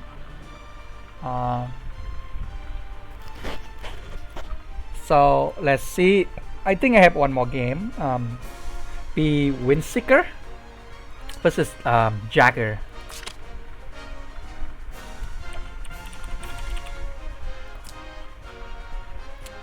It's very nice to see, you know, player from like you know, like later server like regular and ancient ruin and barrel, right? Like for Lacus, right? Because these like very new servers, so it means that we have more new blood in Apex. So I hope this trend continue. I don't know if you guys see the anniversary from the anniversary stream from China, but we get some pretty good stuff coming in.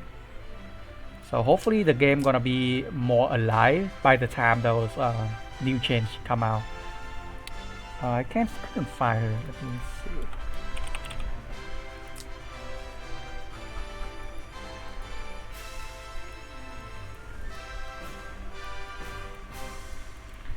Does he have like special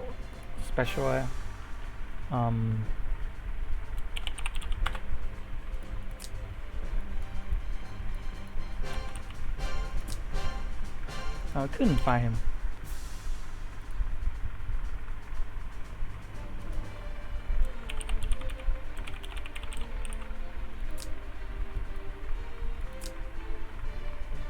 Oh wait, it's not it's regular. I'm sorry. Morning brain is kicking in. I might need some coffee later.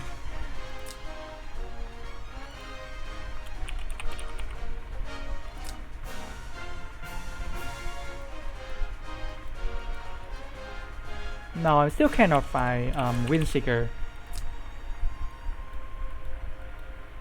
Okay.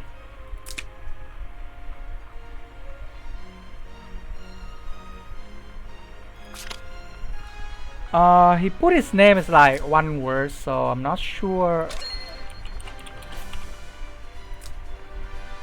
No, it's not two word.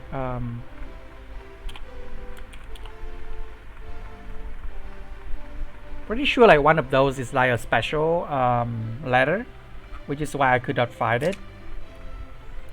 I think like a lot of people got screwed by name change, so that they have to resort to that. I guess like I'll ping like Windseeker later and ask about it. We can check Tomato game instead, and then I'll be done with the stream. I should have put Tomato ad, right? Okay, yeah, I have him added. So we're gonna check Tomato versus Kythops. This is a 2-1 victory for Tomato, so should have pretty good game.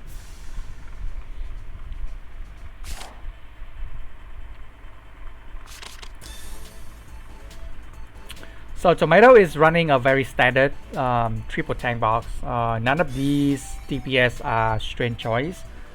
The Kyura is mostly just to alleviate the pressure against AoE composition if the Rosen is banned. Kythops though is running a very interesting box. There's a lot of units to dissect here. So that's Girl in the Shell. I think she hasn't gotten her new unit, right? I don't think she has the new unit yet. But I think this unit has pretty good potential in tank push team because like her range is so huge. If you can get her to the 2-stack from her talents, like she's gonna outrange a lot of people, and she's very good against like either no tanks or no healers because she had both AoE and single target. A lane is a good flex unit. And then we have Towa and Lancer Kagura. Interesting. Lancer Kagura is generally tankier than Cavalry Kagura. I guess it makes sense to play Lancer Kagura if you're tank pushing, because you don't really need the range if you're just gonna like stay together as a 4 units. Towa is a unit that I think has potential this seasons. The main thing I think about Kythops Spark is that he doesn't have Oboro. Usually Towa and Oboro is a very good combo, because Towa can transfer her faction buff to Oboro, and that will help Oboro to get 2 stack of his dragon transformation. It's not a 100% chance, but it has very good chance as long as you just throw faction buff on Towa and then Towa transfer into Oboro and then Oboro transform. Like with his unique, he can get 2 stack immediately. So that's one of the very strong interaction that I think like most people haven't have been slapped on, but I don't see Oboro here also. But Towa is still a very strong unit if you're playing like a defensive box. He has only 2 healers though, so it's not like a fully defensive box. And CC generally she's more for utility than healing, so she can be chipped down by AoE. So we'll see what they're banning. So Kythops first ban Lightbringer. I think his intention is to force Tomato to pick up a land of tanks, which makes sense because there's a lot of single target DPS here, and also some of them has very huge range. Yani, Lucretia, Elaine, and Girl in the Shell. So Tomato realized that and he immediately go for land display. So Kythops has 2 options here, right? Either you ban these 2 and you pick AoE, or you ban her and you pick like people that can ignore God. I'm guessing that he's gonna go for the AoE route. Okay, no, so he go for a safer route. He's ban Awakener and he ban Run Heal, and he picked Run Heal instead to counter the tank push. That's fine. But now Tomato has the Rosen and Landis combo. Run Heal is a good counter to this combo, but then you kind of have to ban Hilda at some point in this ban pick. You don't have to ban her now, but you probably have to ban her on like 4th or 5th rotation, because you don't want to give like double tank when you're playing Run Heal, especially if Tomato get a very good DPS under tanks. Okay, so you ban 2 assassins.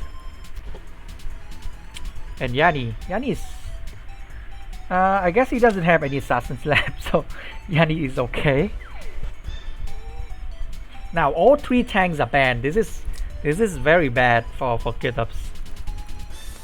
So what Tomato did in the second rotation, he's banned 1 DPS and 1 tank, right? This means that Kythops has to pick a tank. If not, Tomato will just like ban his 2 tank and pick single target DPS, and now like Yani has huge range against Run Heal. But if Kythops picks a tank, like let's say he picked Freya or Hilda here, what Tomato can do, he just ban these 2 healers and he still pick Yani either way, or Lucretia, and then just do AoE. So this is the limitation with like 3 tank 2 healers box. Like after like 1 or 2 round, like if your opponent can force like a tank or a healer picks, like it can turn into very scuffed team formation. Like you either have to commit to just go full DPS, or you have to play like with just tank or just healers. From Kythops' perspective, I think like if he wanna treat CCY as a tank, then you have to like move up the priority of banning units like Lucretia and Yani, because they can't ignore her soldier guards. Okay, so Tomato does ban the tanks. So Kythops does ban the tanks.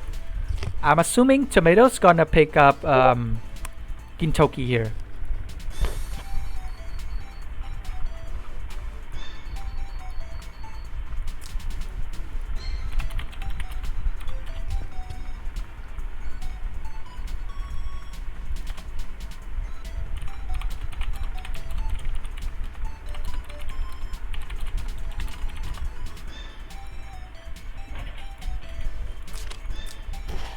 Yeah, Gintoki and Gurney in the shell. I guess like she's better than Rosen at this point, but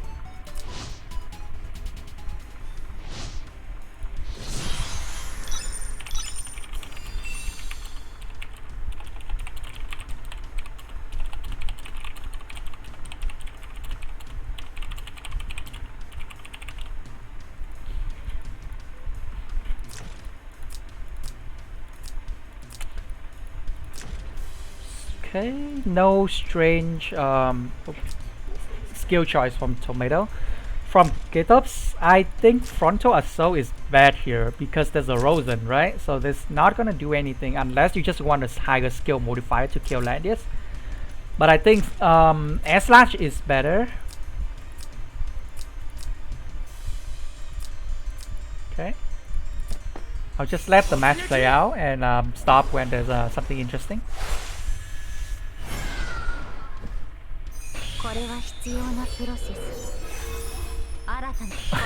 So this is one of the nice thing of gun in the shell. Like sometimes you just roll like really good skill, and that, in this case you roll mass attack turn 1, which is fine. But because these three are strategist unit anyway, so you don't really need the mass attack.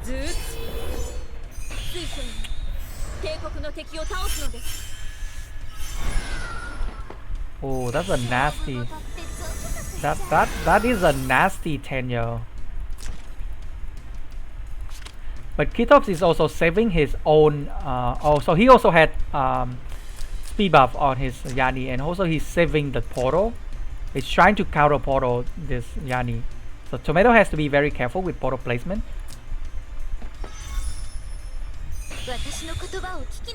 Okay.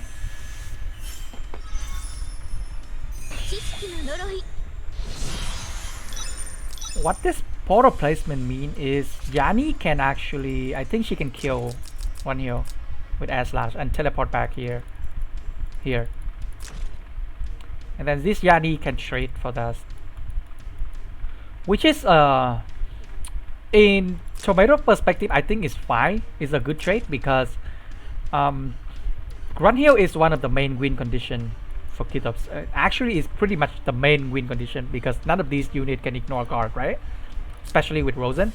So if you trade Yani for Grunt Hill, what this means is like Gintoki can just late game carry again, and all of these, like none of these, like at best you try to bust 2 Landius, but like you still have to get Chloe and Yani and there's the McLean to just stop them, and then Gintoki will just like kill everyone in late game.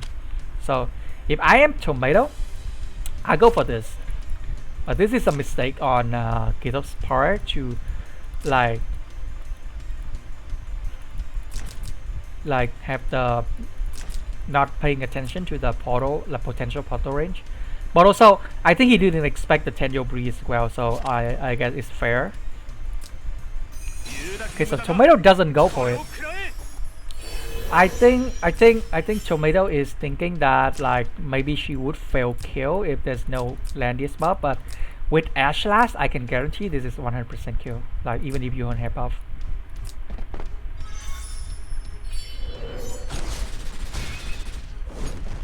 I think this is a bad move. I don't know. This means the run heal. Okay, the run heal kill should be free, right? I'm not sure. I'm not sure why. I guess it's technically not. It's free. It's free.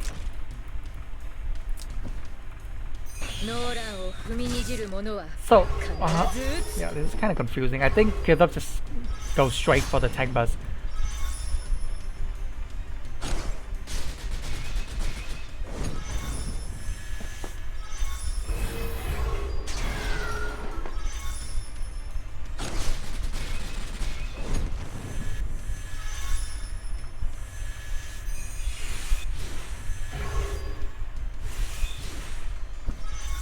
The Tenyo Breeze actually was very handy here, but I think Kythops, Kythops guys panic a little bit when he see the Tenyo Breeze on this Yani, so he decided to just go in.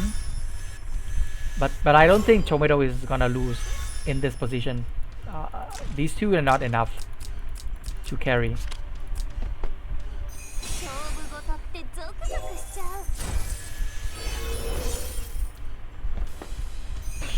Yeah, he's just gonna throw down the water.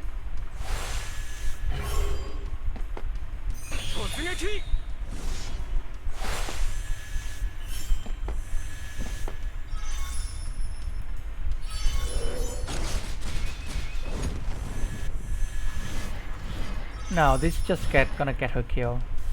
Skin gonna reset and kill.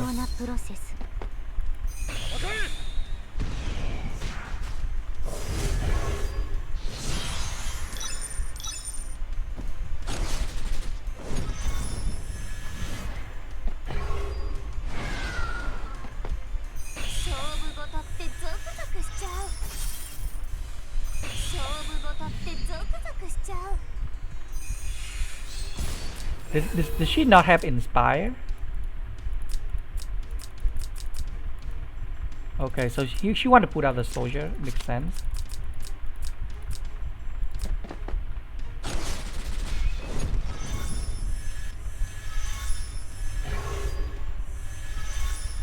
Yep, he's gonna throw Rose in here and act again.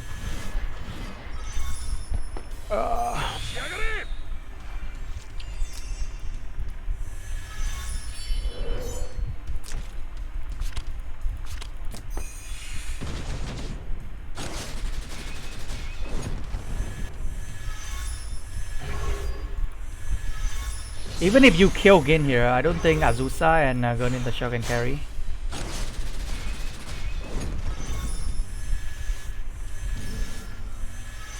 Not against these two anyway.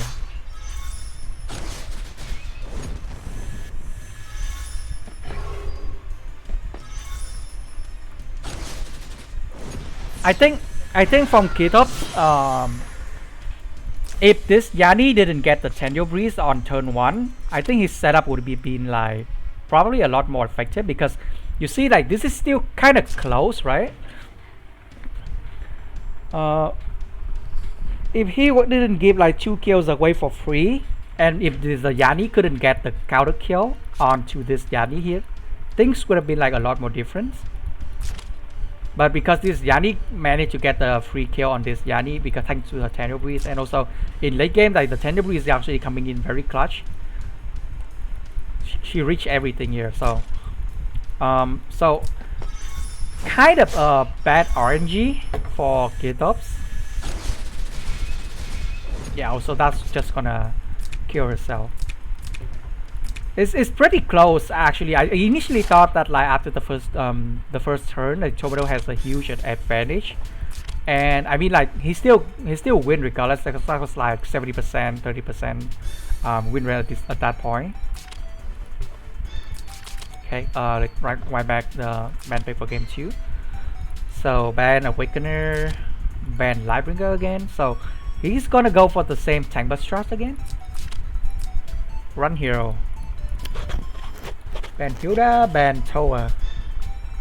Toa is strat 2, so she get buffed by Moon Hill.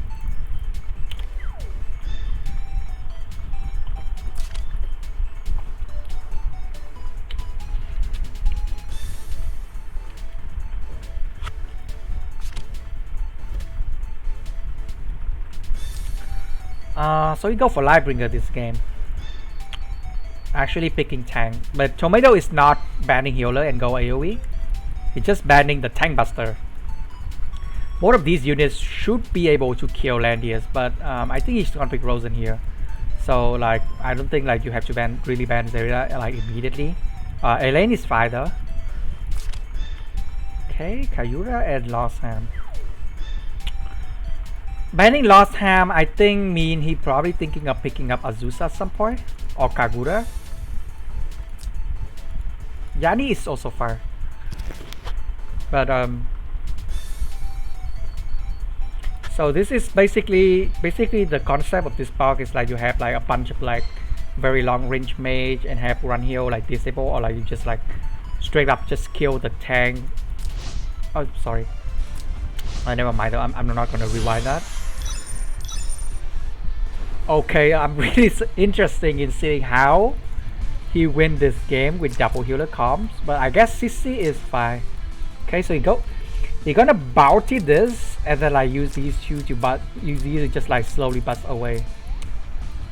But it's gonna be interesting in seeing how his Lightbringer gonna live through Zerida Gintoki and how this can actually stay alive against McClane. We'll see.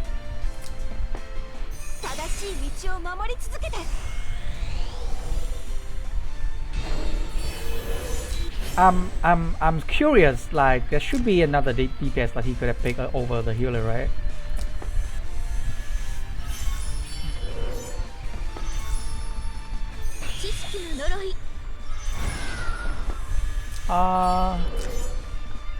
I think you could just put it here. There's no one that can erase terrain.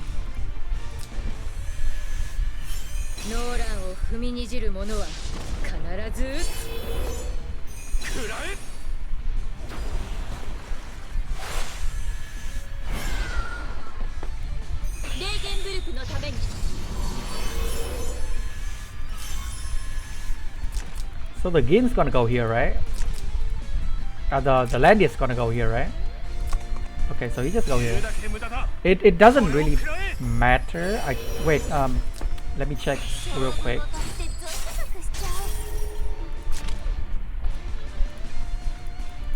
Okay, so cannot reach this game. It's fine.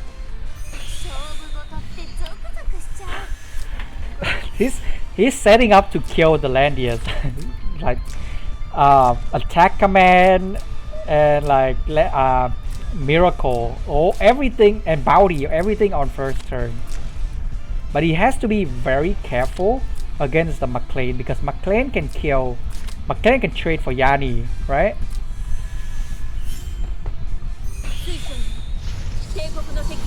This McClane got breeze too. Trading McClane for Yanni would be very beneficial for Tomato because he has more carries.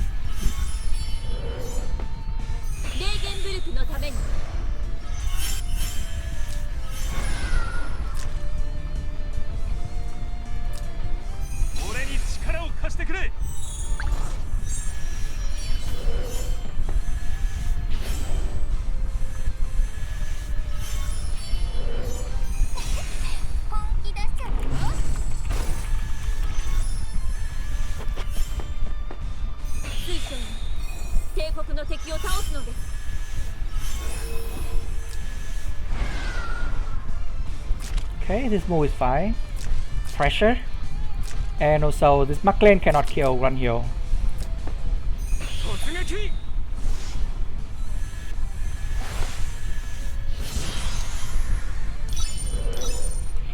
I think from Tomato point of view, like he doesn't really care if run heal trade for any of these. Like she can only kill Gin here, right?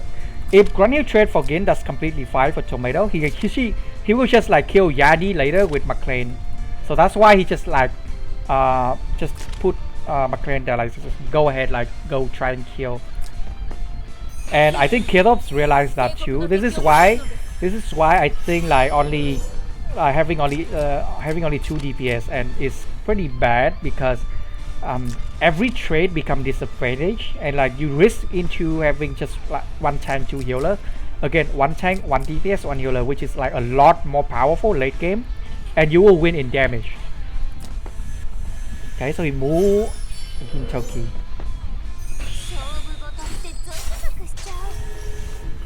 So this is a 2-1, so I'm kind of curious how Kythops actually win this game. Like in theory he has to actually bust through. Yeah, he's going in now. Bust through like both of Landis line. But that's very hard.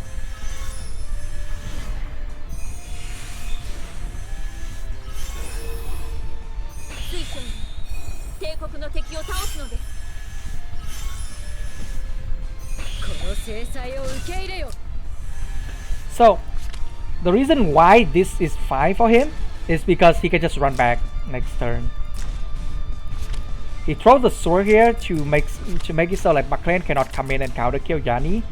And he's gonna kill 1 life Landius, then Landius have to move, right? Next turn he just move back the run heal. And and then like either this McLean has to cleanse the tie to threaten Yanni, or like you just have to heal back the Landius again. Otherwise the Yanni will just like kill him for free with her DPS and teleport back here. So this is actually pretty good setup, and use of turn order by Kythops. And from next turn he will have act again. So the Landius is gonna die like sooner or later.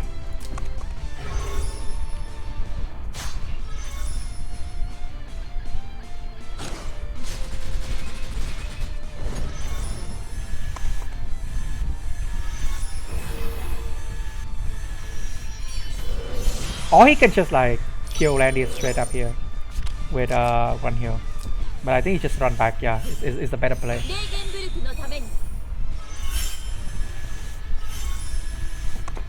Yep, Yanni gonna go for it.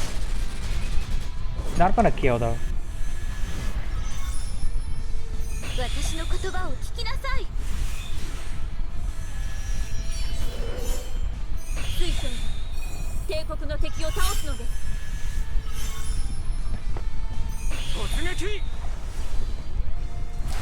This is very bad for Tomato, because now he burned the Yak again. He cannot threaten the Yanni again. He has to rely on Breeze, but he doesn't. This doesn't do much. Maybe he's trying to chip down for Zelda to come in.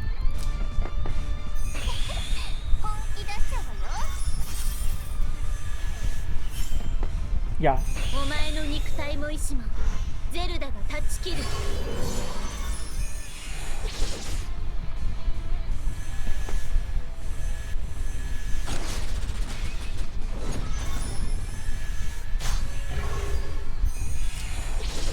Is this? What's the purpose of that move? No skill? I'm kind of confused.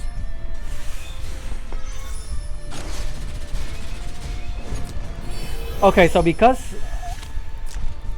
God run out, is it? Yeah. God run out. Okay, so Runil actually dispelled the buff here. That's why Tomato was. That's why the game was out of guard. So he just like freeze knife for Yanni. That's very good. And also because Tomato doesn't use this skill, this Librarian still has 2 lives. Like at least like if you gotta go in there, like at least like kill 1 life of Librarian with this. So this turn, like if the Yanni gets the free kill, you just like kill her again. But I think at this point, Kythops has already won. No, okay, that's kill. That's good. That's pretty good. But this Librarian still have 2 lives.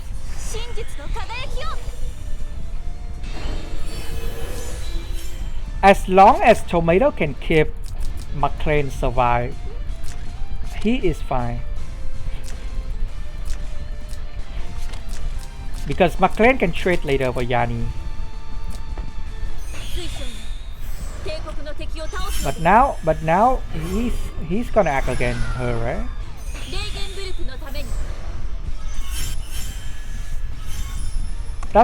The Zera 2 move was really strange. Is it an auto move or something? Like I don't, or like out of timer. Okay, that makes sense. Yeah. It should, because like I think if you use decisive blade on this Librarian, then that move become a lot stronger, because like this turn you just just finish her off, right? And then like late game with these three, you will win against Yanni and this squad. Or like even if you don't kill the Librarian, as long as McLean survive and Landius survive, and you got the kill on here, so as long as McLean survive, he can just kill Yanni later. So I mean, even in this position is fine really. But because of the arc again, now the Yanni gonna kill Landius.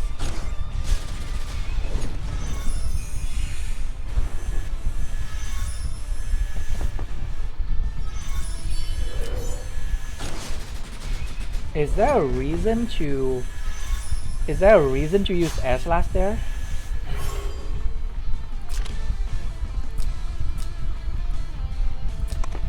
I guess he doesn't have attack buff, so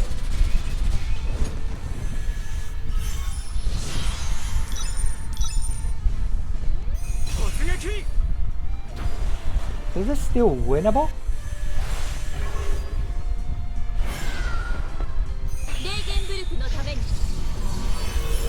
For tomato, I mean.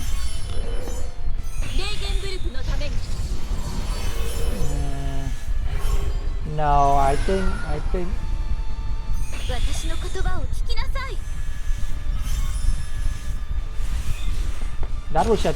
that would just get McCain kill, because Yadi gonna kill and then this girl would just like finish her off.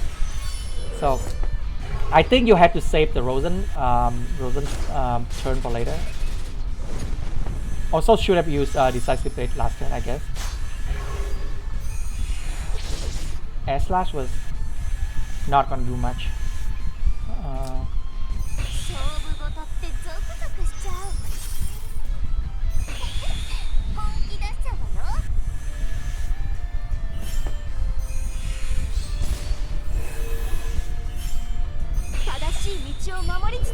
Okay, so he just block off the McClane like, and now like McClane can't even reach Yani. No, Yani can still reach though, I think.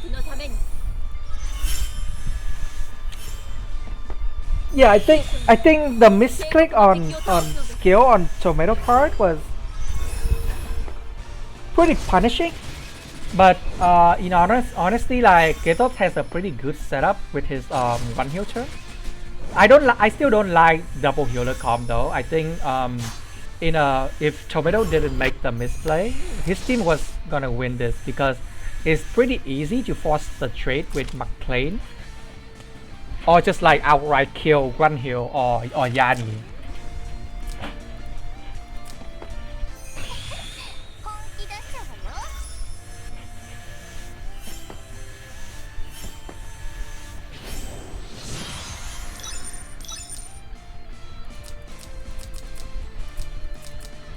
Yeah, it's just gonna be a sad Zerida. Okay, that's up pretty good. Pretty good play from Kythops. Okay, so he go for the Oboro now. Will we see the Towa Oboro? I don't know, that's Tomato, I'm sorry.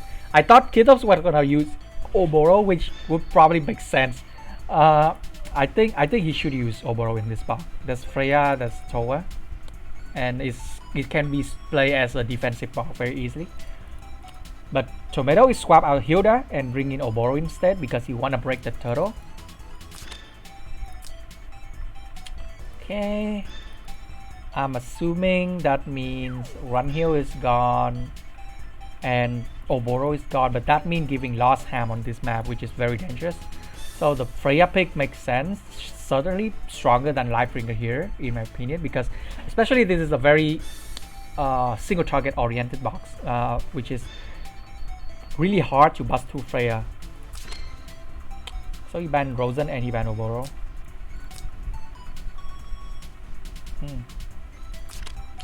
It's okay.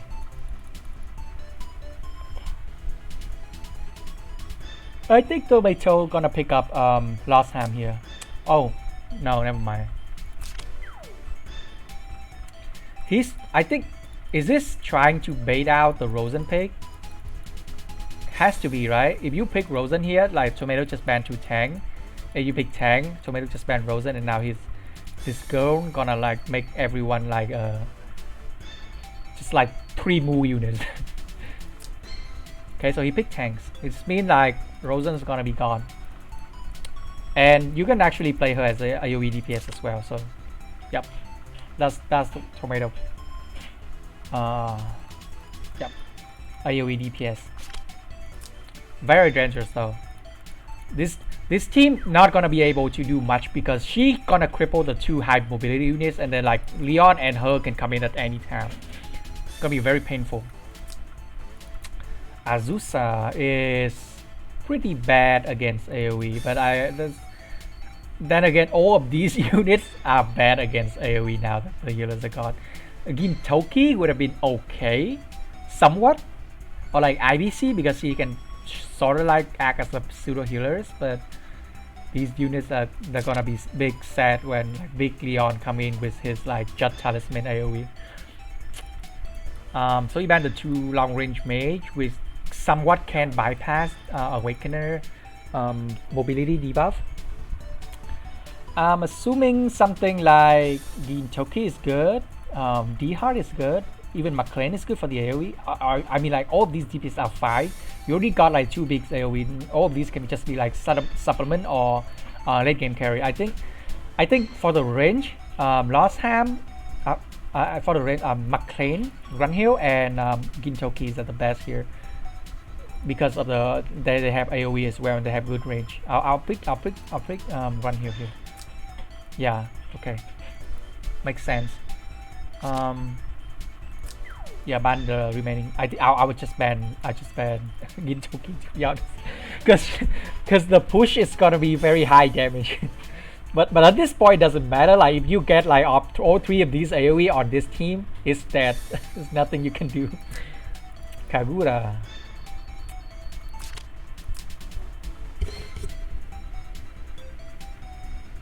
Yeah, this is a very one-sided ban pick in my opinion. There's just no big win con for Kythops against this team. Giving like Awakener letting Awakener through and like being forced into either picking tank or healer against her is very bad. Honestly, I don't like the first ban tank. Like if you want to force someone into like picking a tank, what you should do is you first ban a DPS or you ban Rosen, right? You ban Rosen, they will pick DPS. If you ban DPS, they will pick Rosen. So once they pick up Rosen, you just ban 1 tank and one more DPS. That way, like they have like 2 tanks left. They have to pick a tank there if they want to play a tank. If they don't, and you just ban 2 tanks, you keep picking single target DPS. I don't think first ban tank gonna do much. Again, like the traditional block like this. But we'll see. I think this ban pick is like it's very hard for Kythops to overcome this disgusting combination. Yeah, and this is a very good map for Leon as well. There's a lot of tree for him to just get through. Yep. So Lightbringer gonna bring AoE as expected. Immediately going in, huh? It's fine because there's no healers. You just like land 1 AoE and all of these units are like big sad. Yep. It's already looked very rushed. There's one thing that I think Tomato don't really have to go in that early because there's a risk that this girl can roll mass heal on her skill, right? So that's one of the way that Kythops could have get out of this situation. That if he roll mass heal on this random skill, he just pull back and he heal back, and the Leon is just like give away Leon for free, which is pretty bad. But I think she didn't roll mass heal. But it's a good thing to remember. Like you don't have to rush there. I guess like the potential of hitting 4 units with Leon AoE was kind of tempting, but this team was not gonna reach this anyway. You should just move Lightbringer first, like buy these two, and then set up for turn 2. You fine. As long as you buy these 2, like your team can just push up, and like they can't really run far, so you're guaranteed to land your AoE regardless of where he put his team. But going in like that is just like, if this drone mass heal is gonna be very bad for Tomato, you just pull back and just heal, kill the Leon, like just trade 1 for 1. Not even 1 for 1, it could be free kill even. So yeah. But she doesn't roll mass heal, so it's fine.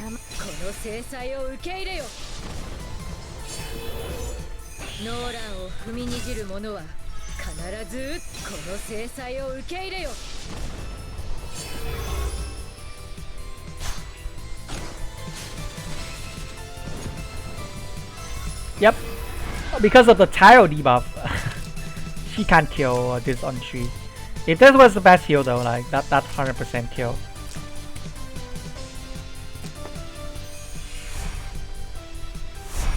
Gonna throw AoE.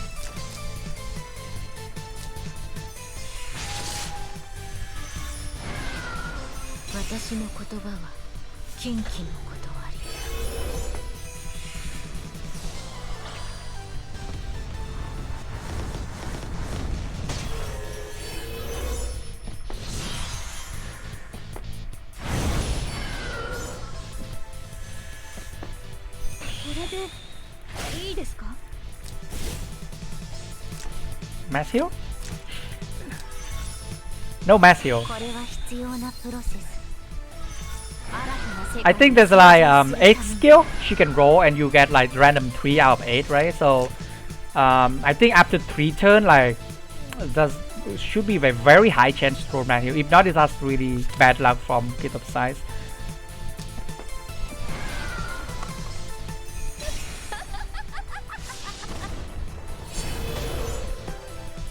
Honestly, it's already over. Like he can just like AoE kill this turn. Yep.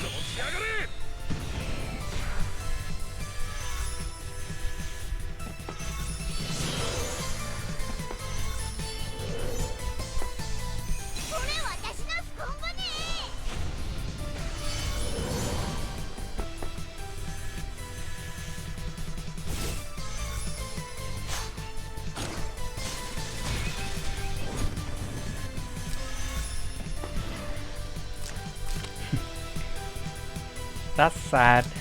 That's really sad. I would just bring the 3C as the other single target skill and stun her.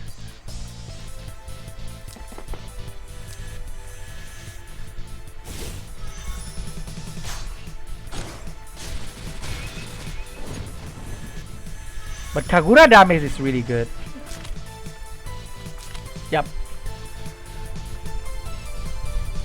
Interesting. I think in all 3 games, I like Tomato band picks better. Even though Kythops has a more interesting box, but I think Tomato like countered the gimmicks pretty well.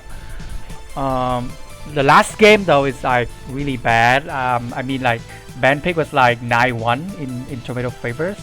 But also I think he didn't have to rush in with Leon because Kythops has a way to recover, but he didn't get it through RNG. So you can still like I think Tomato can just like wait out and just like push back slowly and he still win because there's no way for Kythops to just live to like 3 or 4 AoE consecutively. But yeah. Anyway, thanks for watching. This is gonna be the last game I can review today. I'll see if there's another match later or new review pops up, and I'll see you guys later. And good luck in Apex if you're playing this weekend. Thanks for watching, and I hope you enjoy the stream.